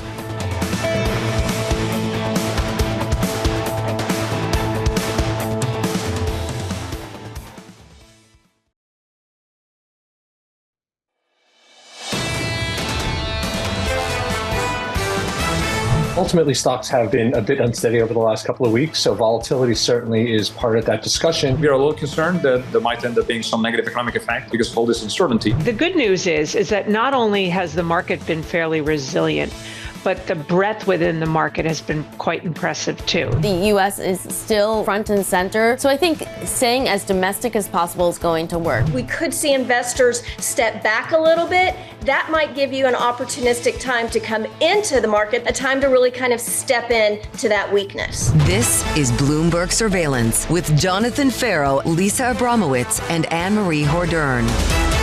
The opening about 90 minutes away. The third hour of Bloomberg Surveillance starts right now with equity futures near session lows, down about 1/3% on the S&P 500. Likewise on the Nasdaq 100, just a little bit softer there as well. We're down by 0.4, down by close to 0.5 on the Russell 2000. We'll keep returning to the calendar. The calendar for the next few days looks a little something like this. In front of the Senate Banking Committee later on this morning, the chairman of the Federal Reserve again tomorrow. So a double dose of Chairman Powell. He'll be in front of the House Financial Services Committee on Capitol Hill tomorrow morning. Before we get there, the big one tomorrow morning, CPI, then PPI on Thursday, then retail sales on Friday. And a major focal point, not just for Lisa anymore, but I think for all of us, the amount of debt supply we get this week. Might not be dramatic this week, but it's one to watch for the year ahead, that's for sure. Especially when paired with CPI and this fear that maybe inflation is just starting to creep up a little bit in all the wrong ways, whether it has to do with eggs and coffee or whether it has to do with steel and aluminum. A real question here about at what point some of these auctions start to falter as people really try to game out the ungameable. Right now, pretty sanguine. And yet, this is something that we'll be watching going forward. It's ungameable because it's uncertain, and the market is viewing some of this as potentially a negotiating tool, but potentially it's not, which is one area where I think senators could press Jay Powell on and representatives tomorrow. The Chinese tariffs, the 10%, went into place. So yes, he clawed back a pause on Canada, Mexico. We're awaiting whether or not March 12th, the aluminum and steel are going to come on. We're waiting for the reciprocal ones. When it comes to China, those are in place, and maybe they can get something different from Jay Powell than what we heard from the press conference. For the bond market specifically, a lot of investors that we've spoken to over the past week or so have taken some comfort from the words from Secretary Bessent over the last week. If you look at the bond market, and let's just take 10-year yields. Look at the whole curve. Front end's one story, back end's another. 10-year yields have fallen for 4 consecutive weeks. Yields have actually dropped as these tariffs have gone on. As the threat of additional tariffs have come forward, yields have actually been falling, not rising. Scott Bessent is more important right now to the bond market than Fed Chair Jay Powell. And that, I think, is something that we've seen again and again, where he said that he looks at that 10-year Treasury yield. I'm more interested, actually, in the yield curve shape. The idea that in the short end, you see this idea of increasingly pricing out Fed rate cuts this year as you do get stickier price pressures for a variety of reasons. Longer term, it's less of an issue. And now it just goes to a growth story, to your point, and about whether this really starts to impede that expansion story. Polar opposite at the end of 24. Exactly. We've had a curve flattening to start the year, that twist that you described. At the end of last year, we were talking about a steepener. Lots of deficit spending, maybe inflation picking up, 10-year yield starts to pick up. Middle of January, where were we? 480? Dropped back since then, back into the 440s briefly. If we've got Fed Chair Scott Bessent coming out and saying that he targets the 10-year Treasury yield and that that's more important than the overnight rate that the Fed actually looks at, and if he's talking about the importance of not letting it get out of control and that he's not going to issue more debt on the long end, that's going to quiet a lot of people who had concerns. If the president's watching this morning, you might think Fed Chair Scott Bessent's got a ring to it. You know, maybe that works. Wait a week. Maybe in the future. Maybe, who knows? Equity futures right now in the S&P, negative by 1/3%. We begin with our top story. Trade tensions escalate. This is the beginning of making America rich again. We were being pummeled by both friend and foe alike. Essentially, we're putting on a 25% tariff without exception on all aluminum and all steel. And it's going to mean a lot of businesses are going to be opening in the United States. The EU snapping back. The European Commission President Ursula von der Leyen saying unjustified tariffs on the EU will not go unanswered. They will trigger firm and proportionate countermeasures. Your team coverage starts right now with Bloomberg's Tyler Kendall in Washington and Ollie Crook in Berlin. Tyler, I want to come to you first of all. Share the date with us for when this is meant to happen and how avoidable some people think it might be. Well, John, the date that we are looking for when it comes to the steel tariffs is March 12th. We're going to watch and see if any calls or visits get added to the White House's docket ahead of that date as these countries try to potentially look into some negotiations here. Now, we know the Trump administration often outlines 3 key uses when it comes to tariffs as a revenue raiser, a negotiating tactic, and rebalancing a trade. It is clear that the White House at this moment is trying to push that latter use as these steel tariffs start to come into play. Now, we're looking for potentially other tariffs to come into play here. March 12th is in 4 weeks. That is the same timeline that President Trump last night outlined in the Oval Office, that his administration could be looking into some other targeted tariffs against industries like autos, pharmaceuticals, and chips. And then also, of course, we are waiting on any news when it comes to potentially reciprocal tariffs that could be on the board. Last night, President Trump saying that it is simple in his view that, quote, if they charge us, we'll charge them. Again, likely not leaving open open the door here when it comes to exemptions. So still a lot of big questions, John. But one thing is for sure, this is moving relatively fast when you think about how President Trump's pick for Commerce Secretary, for example, Howard Lutnick, who he says will have purview over trade. Also, his USTR pick, Jamieson Greer, had yet to be confirmed by the U.S. Senate. We're only going into the fourth week. I keep repeating that. Ollie, I want to go back to that quote from the EU Commission President. Unjustified tariffs on the EU will not go unanswered. They will trigger firm and proportionate countermeasures. Ollie, will they wait? Will they wait for reciprocal tariffs? Will they wait for the prospect of auto tariffs as well? How quickly is the EU willing to move? Listen, I think the EU has been playing a very long waiting game when it comes to Donald Trump, and that's why their response is they're stressing that issue of both firmness but also proportionality. They want to see what is in the mind of Donald Trump. Again, every negotiation, as we know, begins with the price. The price that Donald Trump has set for the Europeans has not yet been disclosed. It could be any number of things, whether it's NATO spending at 5%, whether it's buying more fossil fuels. Could it be something around antitrust and not regulating U.S. companies more? Could it be something around Greenland? They really don't know. So I think what they want to do is understand first what it is he is after and what they are willing to compromise with. I think that part of the issue that the Europeans have is the issue that many of the other nations, the other trading partners are having with Donald Trump, is that if you do get these concessions and you get a delay to these tariffs, what is the sort of guarantee that this won't go even further next time and try to extract more? And that is going to be front and center for the Europeans. Again, steel is a relatively small amount of the trading relationship with the United States. Again, what Trump is trying to do is close that trading discrepancy. There is a $230 billion surplus from the EU and the United States. You know, steel, the biggest one that sells to the United States is Germany. It's about $3 billion. But again, this is going to be front and center, John, when we head down to Munich in just a couple of days, the Munich Security Conference, because that is going to be the first high-level meetings between the Trump administration, Marco Rubio, J.D. Vance, Keith Kellogg, and the rest of the Europeans here in Munich. Can't wait for your coverage of it. Ollie, thank you, sir. Ollie Crook over in Berlin, Tyler Kendall in the nation's capital. That word justified. The North Star, you said it earlier on the programme. I think you're just dead on. The North Star for the President of the United States is, OK, show me a deficit. How big is it? You're running a big surplus with us? We've got a problem. We need to do something about that. That's just the start. Do you equalise the average weighted tariff? Is that how you reciprocate? I don't think so. I think it goes product by product. If you listen to the President, he's talking about autos. It bugs him. He wants to do something about it. Whenever he talks about tariffs to the Europeans, he always goes back to autos. And for the Europeans at the moment, as we know, we've said repeatedly on this programme, they're putting a 10% tariff on US autos. On the other side, the Americans have got a 2.5% tariff. Now, when I hear words like justified coming from the European side, the President can come out and justify that. And I'm not sure what their response would be. What would their response be? Well, they'll have to come up with a response line by line by March 12th, well in advance of March 12th.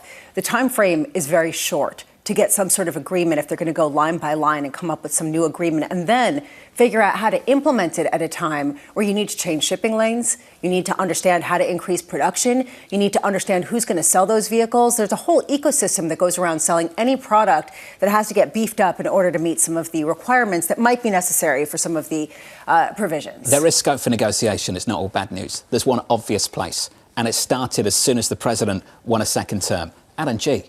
The President wants to drill, baby drill. He wants to sell energy to the rest of the world in a way that President Biden did not. OK, that's the starting point. And it happened immediately. Ursula von der Leyen said what? Straight out of the gate. Straight out of the gate. It wasn't even inauguration. It was after Trump won the election. She said, well, maybe we can buy some more American LNG. That was within 48 hours of Trump being elected because they know the pressure points. It's energy, it's autos, and it's defense, which is why the Munich Security Conference, as Oliver noted, is going to be really important this weekend. Let's get to the market conversation. Joining us around the table, Sinead Colton-Grant of BNY. Sinead, good to see you. Good to see you too, John. Is this a problem for the market? Because at the moment, equities are doing OK, taking this in its stride. The DAX in Frankfurt, Germany, is up by something like 10% so far this year. Is this a problem? Well, there are a couple of things that I think we need to focus on here. The first is, and our view has always been China would be first when it came to tariffs, and we've seen that. The discussion on tariffs with the EU in particular, think about autos. Not all European autos are actually manufactured in the EU. A lot of them are manufactured here. It is a very big pain point when you consider what's actually happened to, for example, the German car industry, where they've seen such an influx of vehicles from China. They didn't have any tariffs in place, and the industry has, well, let's not say decimated, but it's been very badly hurt as a result. But look, there's been a lot of talk. We had tariffs for maybe a couple of hours on Mexico and Canada, and then they were lifted. There were more negotiations. We need to wait and see exactly what the details are here. Are you basically saying that you would count all tariffs that are threatened against trading partners other than China as more smoke and mirrors than actuality? That seems to be how the market's treating it. For now, I think that is the appropriate response because the details really matter here, right? They'll have sector impacts, they'll have individual name impacts. But we also want to think through to what it means for inflation potentially and how big of an impact could that be? Because as we've seen and are seeing, the last mile of inflation getting back down to that 2% is really hard. How would you know if this is just a one-time hit or it's more pervasive when it comes to inflation? Because a lot of the criticism for people who say tariffs don't work and it means longer inflation will look back to Trump 1.0 and say, well, the Fed took it on the chin as just a one-time hit.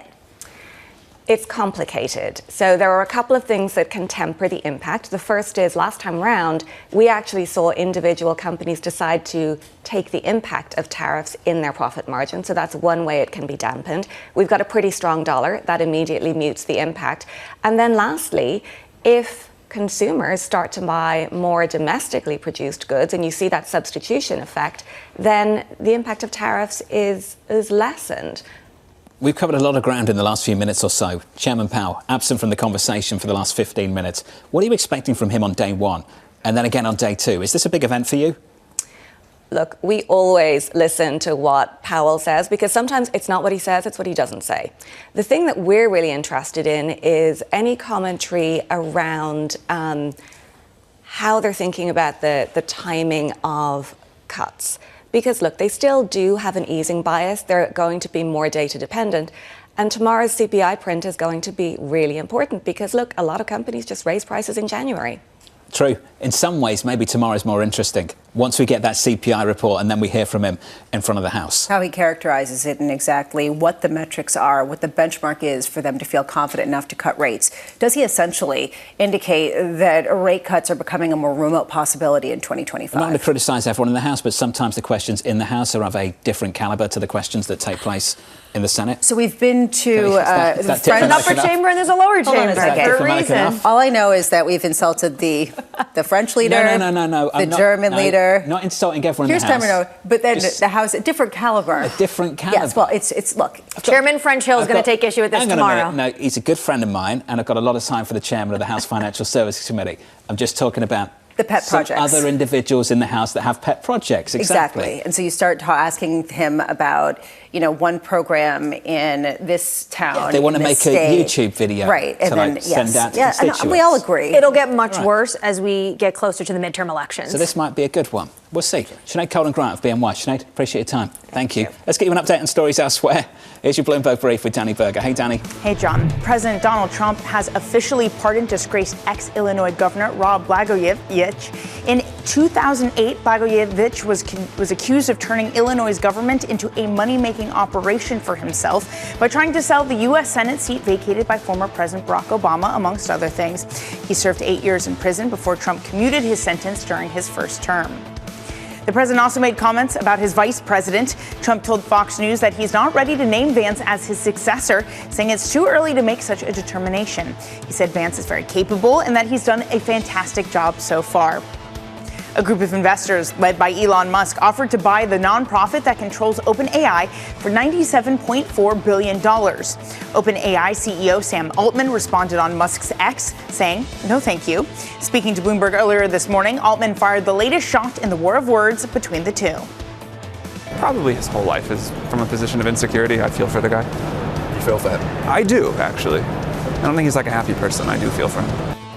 As of yet, no response from Elon Musk. And that's your brief, John. So odd how personal that got. So strange. Danny, thank you. Up next on the programme, the Morning Calls Plus, the IBM CEO, Arvind Krishna at the World Government Summit in Dubai. We'll catch up with Jemana Basechi in just a moment. From New York City, this is Bloomberg.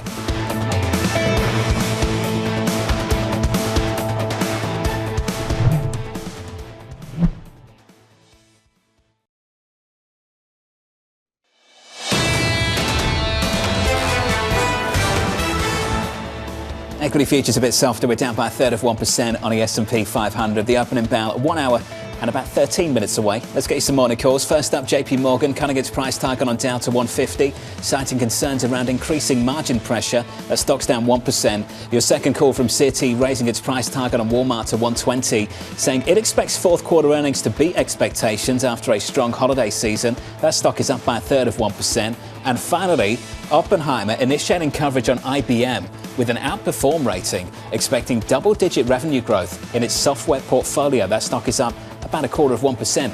Let's stick with IBM. Let's head to the World Government Summit in Dubai, where Bloomberg's Jemana Basechi is with a special guest. Jemana, over to you. Guys, thanks for that. Yes, so joining me right now is the IBM CEO, Arvind Krishna. Great to have you with us here at the World Government Summit in the UAE, of all places. Look, I just want to start off with a question that I think is dominating the discussions these days, and that is vis-a-vis artificial intelligence. You can't be a U.S. tech company these days if you're not seen to have a growing presence in AI. How does innovation keep up with demand for a company like yours? Look, I mean, innovation is our lifeblood. Let me start there. And I do think that AI is a transformative technology. So no company can be in tech without having to play a role in AI. If I look at the role that we want to play, we are focused on the B2B market. So we do not want to do B2C.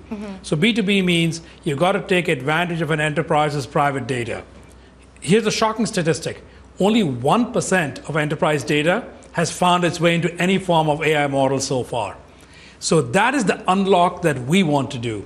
And as we bring that private data into models, whether it's used to refine models or to construct unique use cases, it unlocks a huge amount of value for the enterprise. Yeah, how has the arrival of DeepSeek disrupted the landscape for generative AI? Because it's a model that was produced with a much lower cost, but also equal utility as some of the larger language models. Is this a major game changer, do you think? Actually, you see me smile because I think it's that validation.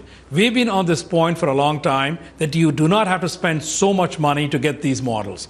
If you're willing to make fit-for-purpose models, we do believe that the cost should be in the millions and not in the hundreds of millions.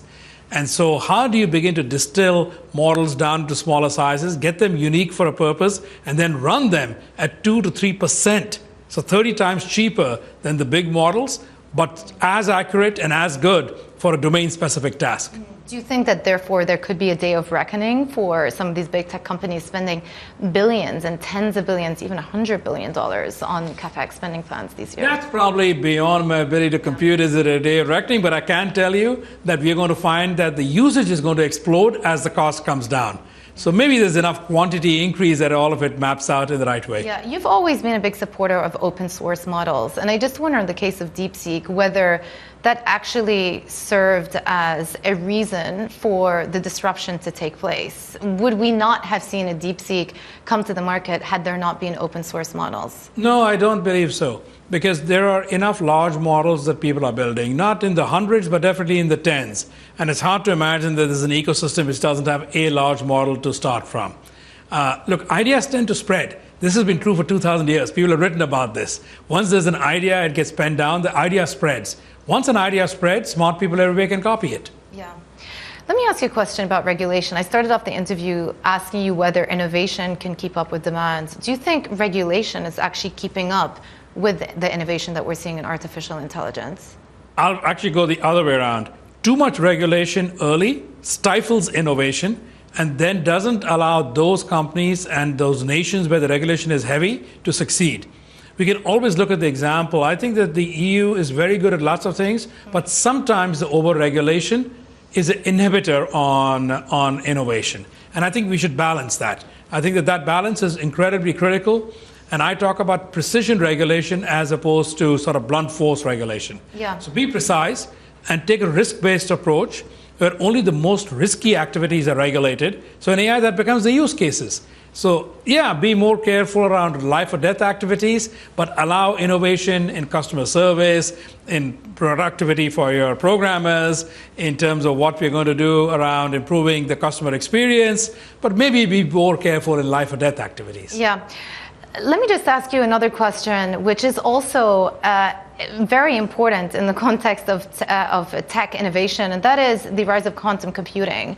I thought it was really interesting that in your Investor Day just a week ago, you said, well, you updated the quantum computing roadmap, and you said that your aim at demonstrating the first quantum computer by 2028, that's only 3 years away. People are a bit skeptical that that can be achieved in that timeline. Fault tolerant with error correction quantum computer in 28. Yeah. We actually have 13 quantum computers on the cloud today, actual quantum computers, over 100 qubits, so not toys, really serious quantum computers.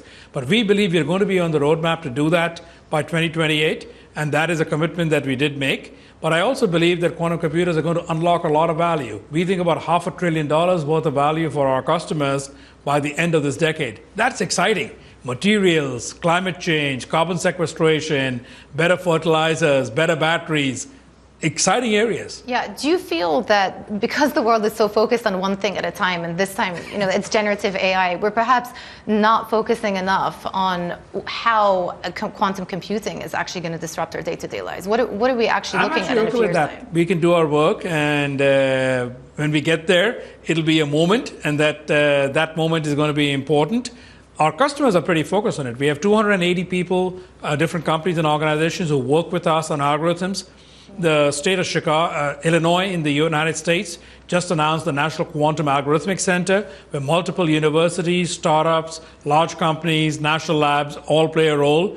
They'll be running on our quantum computer. They'll probably get others as well if they exist and do that. I think that's the excitement that is there. But the fact that 280 institutions all around the world are busy learning how to use them tells me they'll be ready. Yeah. Well, we're here in the UAE, and I know that you were in Saudi Arabia recently as well. What opportunities are you seeing in this part of the world for AI growth and growth in your business? We are very bullish about our business in both these nations, both in Saudi Arabia and in the UAE. I think the appetite for digital innovation, both for government services and for the private sector, is incredible. I think both nations have woken up that tech can be a big part of their economy. If you look globally, it's 4 to 5%. I think both these nations want it to be 10%, and they're investing appropriately. And you can look at the services that are there in both countries that are enabled by technology. Their appetite for AI is massive. You look at the investment that is done in the UAE around MBZ UAI, around some of the Falcon models. You look ditto in Saudi Arabia, and you have the universities, and you have the Alarm model. I think that speaks for itself. Yeah, well, I'm sure we'll be seeing a lot more of you in the region then. Arvind Krishna, really good to chat to you guys. I'll hand it back to you. That was the IBM CEO speaking to us on the sidelines of the World Government Summit here in Dubai. Hey, Jumana, thank you. Appreciate it. Jumana Basechi there alongside the IBM CEO. Arvind Krishna there. Lots still to come. A little bit later this morning, Chairman Powell on Capitol Hill in front of the Senate Banking Committee. In just a moment, we'll catch up with Lauren Saidel-Baker of ITR Economics and Sarah Malik of Nuveen. From New York City, this is Bloomberg.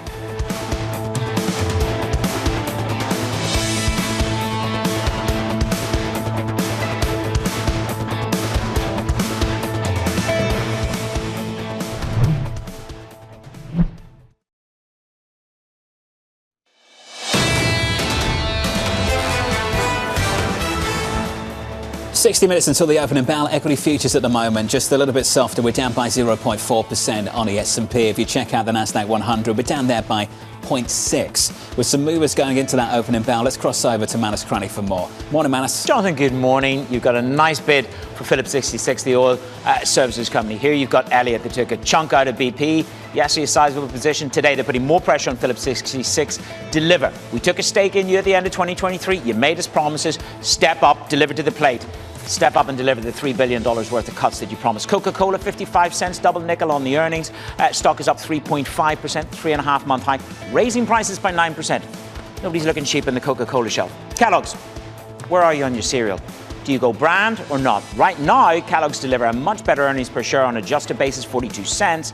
But they're talking about a challenging environment. The higher prices that they are charging are not translating to more consumer buying. So it's a bit of a conundrum on the high level of the earnings per share versus the challenges that they see in the market. John. Manus. That stock is up by more than 5%. Manus Cranny there. Appreciate it. As we anticipate the opening bell at 9:30 Eastern Time, shortly after that, in front of the Senate Banking Committee, you will hear from Chairman Powell. Volume 1, Volume 2 is tomorrow in front of the House Financial Services Committee. Joining us now is Michael McKee, our economics and policy correspondent, for more. Mike, you're there. What are you looking out for? Well, we're basically looking for Jay Powell to do a sort of greatest hits version of his oldies and not make a lot of news today. That's going to be the goal. He's basically going to be talking to the markets, talking past the president, talking past the members of the Senate, and trying to make sure that the markets realize that nothing is going to happen very quickly, and he doesn't want to move things around a lot. Obviously, he's going to be asked about the path of monetary policy, doesn't want to give a long-term forecast, meaning doesn't want to forecast anything longer than tomorrow, because they really don't know the details yet of what the president is going to do, all of them together, and what the effect on the economy is going to be. So his message is going to be simple. We're in good shape where we are with interest rates. We can go up if we need to. We can go down if we need to. And right now, the economy's in good shape, so we don't need to. We can sit here and try to figure things out. One thing I would point out to you in terms of market coverage of this is, of course, watch the dollar and then watch inflation break-evens over the next few days. We've seen the University of Michigan inflation expectations number jump over a one-year period. 1 year and 5 year market break-evens have also jumped over the last month, and markets are getting nervous that the Fed may not be able to hold out and might have to actually raise rates. Powell will maybe try to talk them down off of that. Mike, Jay Powell has been incredibly practiced at dodging questions on tariffs and his response to different policies coming out of this administration. He's been less tested on what his view is on regulating the financial sector at a time where this administration has aggressively already made moves to deregulate a lot of the banking oversight. Do we have a sense, Mike, of how Jay Powell could respond to questions about whether they're on board with that and are doing similar moves on the Fed side? I think he's going to talk about the strength of the banking system and the fact that it's in good shape and that they are reviewing what they should do. But with Michael Barr's resignation as vice president for supervision, the Fed said they were going to hold off until somebody is appointed to that job before they move forward. Probably means the end of the Basel III endgame, which would raise capital requirements for the biggest banks. So he'll try to take as neutral a stance as possible on that, given that it's going to be a flashpoint for both sides. Watch Elizabeth Warren in the hearing today. The other big one that he's going to be talking about, or be asked about at least, is DEI. The Fed is an independent agency, can do what it wants, but it tries to follow general administration directives, and they have taken down their websites about DEI. Remember, the whole Fed monetary policy process is based on the idea of running the economy hot to give the disadvantaged more chance of getting jobs. That could be an interesting discussion today. Mike McKee, looking forward to it. Michael McKee there in Washington, D.C., ahead of the first day of testimony from Fed Chair Jay Powell in front of the Senate Banking Committee. The focus has got to be on banking regulation here. We might say softer touch. I think the banks would say sensible regulation is what they want to see. That's how they'd phrase things, right? Sensible regulation at a time where they think that it went too far.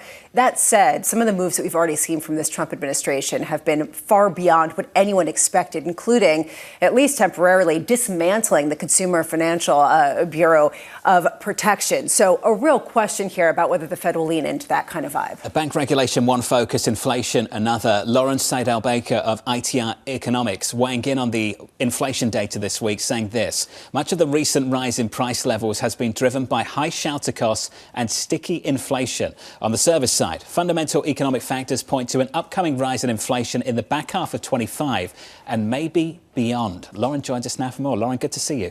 Thanks. Great to be here. Let's pick up on that quote. What's the source for that pickup in inflation? Where's that coming from? Well, it's a number of fundamental factors. It's not just tariffs. It's not just these Trump policies. We see things like the velocity of money increasing. We see the money supply. This got a lot of attention when it was contracting. That's now on the uptick again. We just see gross treasury issuance. There is so much liquidity out there. In addition to the macro cycle really gaining steam, that demand is going to pull on prices. In addition to 100 basis points of interest rate cuts from the Fed, Fed. Is that contributing to this call at all? I wouldn't say that's directly contributing. Yes, 100 basis points at the margin, that's going to be stimulative. And whenever we see this uptick in activity, that is correlated with that heating up, right, in price levels. But a lot of these fundamental factors, they're kind of deeper. They're the boring stuff that we like to nerd out as economists on and see the real leading indicators. They are already in the books. So I see tariffs, I see some other Trump potential policies as upside risks to rising inflation. But the fundamentals, those have been in the books for a couple of years now. Where are you seeing evidence that consumers are accepting the higher prices? We were pointing to Coca-Cola's 9% price increase, which marked the 11th straight quarter of more than 9% or 9% price increases. Where else are you seeing that consumers are accepting these? Well, they don't want to accept them. We get a lot of pushback, and right now sentiment is really diverging on the consumer side. The interesting thing, the data do say that wages are actually outpacing consumer price inflation. So I see our consumer as having the ability to weather these higher prices, but you're right, they're trying to push back. They're being much more value conscious, whether that's looking for the lowest cost, maybe looking for the bargain brand versus the name brand, or just buying in bulk where you can save. So there's definitely a different mentality amongst the consumer, but retail sales are increasing even on a deflated basis. So we do see that the consumer is out there spending more, and broadly speaking, we have that comfort that we can continue to spend. What do you say to people who look back to 2017, 2018, the last Trump administration when he came in, put tariffs on, and we didn't see rampant inflation? If anything, we saw slower sales and a little bit of a hit to growth.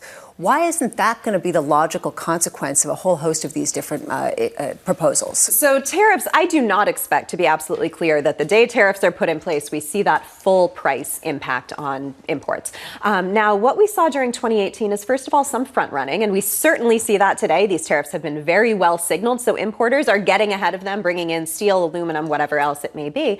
But at the end of the day, those tariffs are giving even domestic producers room to raise their prices, to take a little bit more margin. We saw that in 2018. It's just a longer effect. It takes more time to play out, partially because of this front running and partially just because those importers, they're going to absorb for a little while. They just can't do that indefinitely. When it comes to tariffs, though, if Trump is always in this negotiating stance, potentially, are people just going to be front running constantly? Is that going to be the theme for 4 years? I hope not for 4 years. It would be great to get some final information before that point. But I think for the intermediate term, yes, until tariffs are imposed, that's giving us that leeway, right? That lead time. If we do need to bring more in, we're starting to see inventories recover. We had an inventory cycle in the past couple of years. And so we definitely do see the momentum shifting back, bring things in addition to a lot of foreign direct investment flowing into the United States. So much re-onshoring is happening. That's going to be the other part of the story. Are you considering rate hikes? I would not be surprised if rate hikes are on the table by the end of this year. The Fed let inflation get away from them once. They really don't want to see that happen again this cycle. So I wouldn't be terribly surprised. I think their ability to cut deep into 2025 is going to be limited by this inflation picture. Year-on-year comps through the first quarter could be quite favourable for them. How are they going to navigate that with everything you've said in mind, that this could pick up again by the end of the year?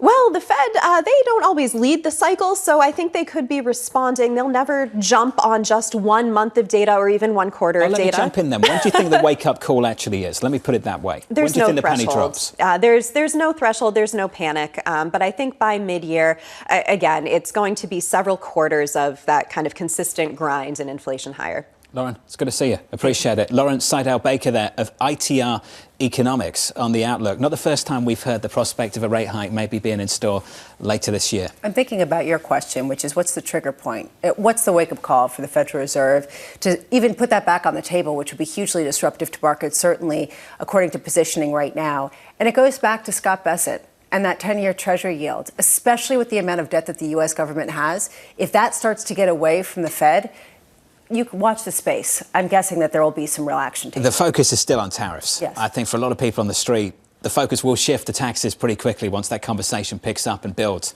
in the year ahead. Let's turn to Saira Malik of Nuveen. Saira joins us now for more on financial markets. Saira, welcome to the programme. I want to talk to you about Chairman Powell a little bit later on. We heard from an economist just there that we could be talking about rate hikes later this year. Would you expect to be having that conversation?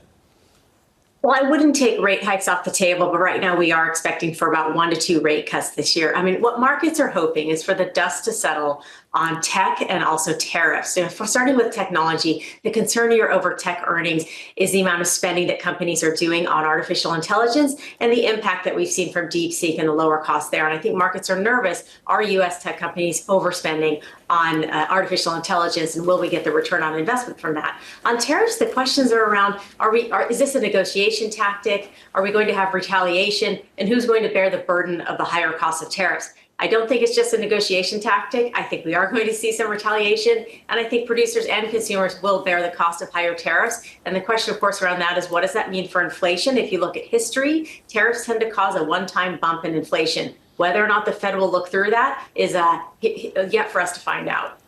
Saira, we've gone over a lot of things, whether it's the tech world, and we're talking about the tariffs and how it all goes together. What's your framework for how you filter out some of the news that you get every day to understand how to prioritize either the proposals from the White House, the earnings that we're getting, or the economic data?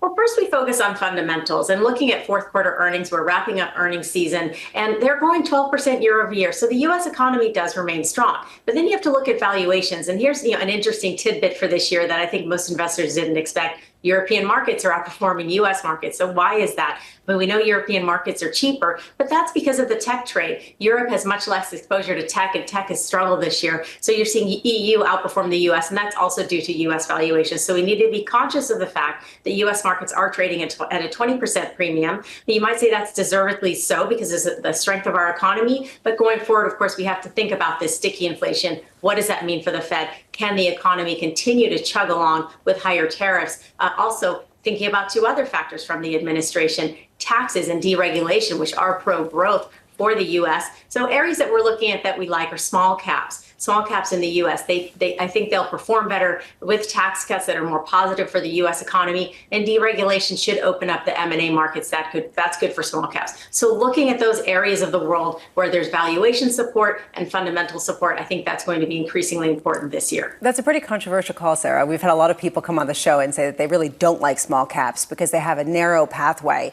to really be successful. How do you push back against that at a time when a lot of people think it's a very real possibility that this Federal Reserve isn't going to cut rates and that you're not going to necessarily get the tax cuts and other pro-growth policies quickly enough to really give that boost to this sector? Well, oftentimes you make the most money when you go against consensus. So I'm often pleased to hear that other people don't like that call. I think it's important not to just focus on valuations, because valuations can stay cheap or expensive for a long time unless you have a catalyst. And that's the key with small caps here. They're cheap, but finally they have that catalyst. And that is some of these policies from Trump that we expect. Tax cuts should help boost the U.S. economy, help the consumer continue to spend, and create some operating leverage for the economy. We saw manufacturing data start to pick up last week. So that's also strong for operating leverage for the economy, small caps that are more domestically oriented. Don't forget about the strong dollar, negative for multinationals, positive for domestic companies like small cap. And of course, finally, deregulation. I think that does help open up M&A, positive for small companies that larger companies tend to look to buy. So those are the catalysts there to help finally close that valuation gap between smaller and larger companies. But are all catalysts created equal? We have tariffs today. Tax cuts, that's going to take months, especially when every congressman and congresswoman is king or queen of the Hill and having tons of demands on what gets put in this reconciliation package. Well, I agree. I mean, we have talk about tariffs today, but it's still I think there's still a lot of negotiation left. We have to see what the retaliation looks like. And again, who's going to bear the burden of those tariffs? Is it going to be consumers or producers? But I do think tariffs are the wild card this year. It is what everybody is talking about. It could be a serious issue for the economy, and how the Fed reacts to that could be important. Our view is still, though, if it will get CPI and PPI data later this week, inflation is moderating. I think the Fed still has the room to cut one or two times this year, as long as inflation doesn't reaccelerate. We mentioned when it comes to Europe and the tariffs, Ursula von der Leyen's statement this morning about how it's unjustified and it will not go unanswered, will trigger firm and proportionate countermeasures. You started this chat talking about how the EU market beat the United States. Do you still think that's possible for the rest of the year, given this potential tit for tat between Washington and Brussels? I think an acceleration of retaliation and tariffs could be a headwind for EU. The offset for that, of course, will be what goes on with the technology sector with DeepSeek, lower cost access to artificial intelligence, and whether U.S. companies will be able to monetize their investments at the rate and degree that investors are hoping for. If the tech sort of negativity continues, I think that is positive for European markets. And they do, of course, have about a 40% discount versus U.S. markets. They do have valuation support there. A couple of the things that we haven't really talked about on this also that's happening this year is, first of all, the return of the retail investor. Last Tuesday was the third biggest trading volume for retail investors in the past 3 years. So retail investors coming back in, I think that is good for small caps. So that's important there. And that also could be another driver for the markets. And then finally, everyone is talking about inflation and worried about it, but look at the 10-year settling now down around the 4.5% level. 10 years also telling you bond markets are a little bit less concerned about inflation. Bond yields have been pretty contained, that's for sure. Saira, Malik there of Nuveen, your 10-year bond yield, the nominal yield at the moment, 453.93. Yields are up by 4 basis points. Though we have seen inflation expectations just inch up just a little bit over the past few weeks. It's on the front end. It's the idea of 1 year, 2 year, 5 year out, that kind of expectation. Inflation expectations are going up. Deutsche Bank just put out this wonderful series of charts saying the U.S. has tolerated the erosion of domestic manufacturing in exchange for access to cheap goods. But this game seems to be up. And it goes back to the idea that if you excise the likes of cheap goods from China from the U.S. economy, do you end up with a structurally higher inflationary environment? And we have to go back to thinking about that It's as well. a point that Mohammed El-Erian has made repeatedly on this programme over the years. As for Europe versus the United States, we've heard from a few voices already this morning. We've seen a squeeze. And we said at the end of 2024, how little needs to go right to engineer a squeeze, a position squeeze, to get something more sustainable. Kit talked about this massive long position we've built up in dollar-denominated assets over the last decade plus. To rebalance that, you need to rebalance growth differentials. Something needs to improve in Europe, in China. And I'm not sure we're seeing that just yet. Maybe we will, but we're not seeing much evidence of it at the moment, that's for sure. That could be the shock. And Annmarie, you raised the issue of some sort of resolution to the Ukraine-Russia war, although it isn't just energy. It does raise a question about some of the leadership and the leadership changes that you get in Europe, especially on the heels of the Draghi report. Well, also, that's a great point because there's literally paralysis right now in Germany. They don't have leadership because they're facing down an election at a time when they're trying to go tit for tat with the President of the United States, who's slapping tariffs on their economy. They're not in a position to respond.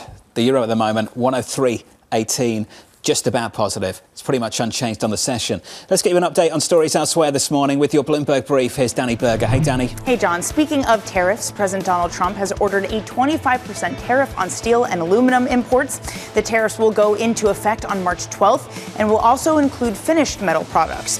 Speaking from the Oval Office, Trump insisted the move helps boost domestic production and bring jobs to the U.S. Meta has begun notifying staff of job cuts, cutting 5% of its workforce, terminating thousands of low performers. The job cuts are expected to affect around 3,600 people, all part of Meta's efficiency push, and will create headcount for hiring new AI talent. Elsewhere in tech, Elon Musk's net worth dipped below $400 billion, as Tesla shares plummeted 27% from their December record. His political reinvention was a key driver for Tesla stock post-election, but they've taken a hit after dismal monthly sales. Musk's Tesla stake still makes up the largest portion of his net worth. And that's your brief. John. Hey, Danny, thanks for this morning. Appreciate it. We're counting you down to Chairman Powell on Capitol Hill in front of the Senate Banking Committee. That's happening in just about an hour from now. Up next on the program, we'll set you up for the day ahead. From New York City, this is Bloomberg.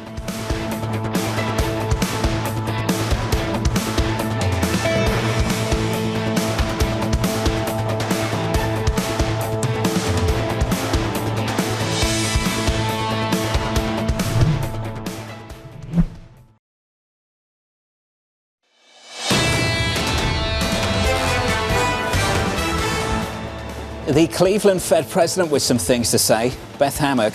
You'll know that name, of course, from the end of last year when she dissented against the decision to cut interest rates in December by 25 basis points, making a case to stay on hold for, quote, some time, going on to say, as long as the labour market remains healthy, I'm looking for a broad-based evidence that inflation is sustainably returning to 2% before adjusting policy further. Imagine if we heard that from Chairman Powell later this morning. That might cause a bit of a ripple in markets. She went on to actually give some scenario analysis where she said that lingering upside risks to inflation come from that strength of the consumer, going back to Coca-Cola and what we saw there.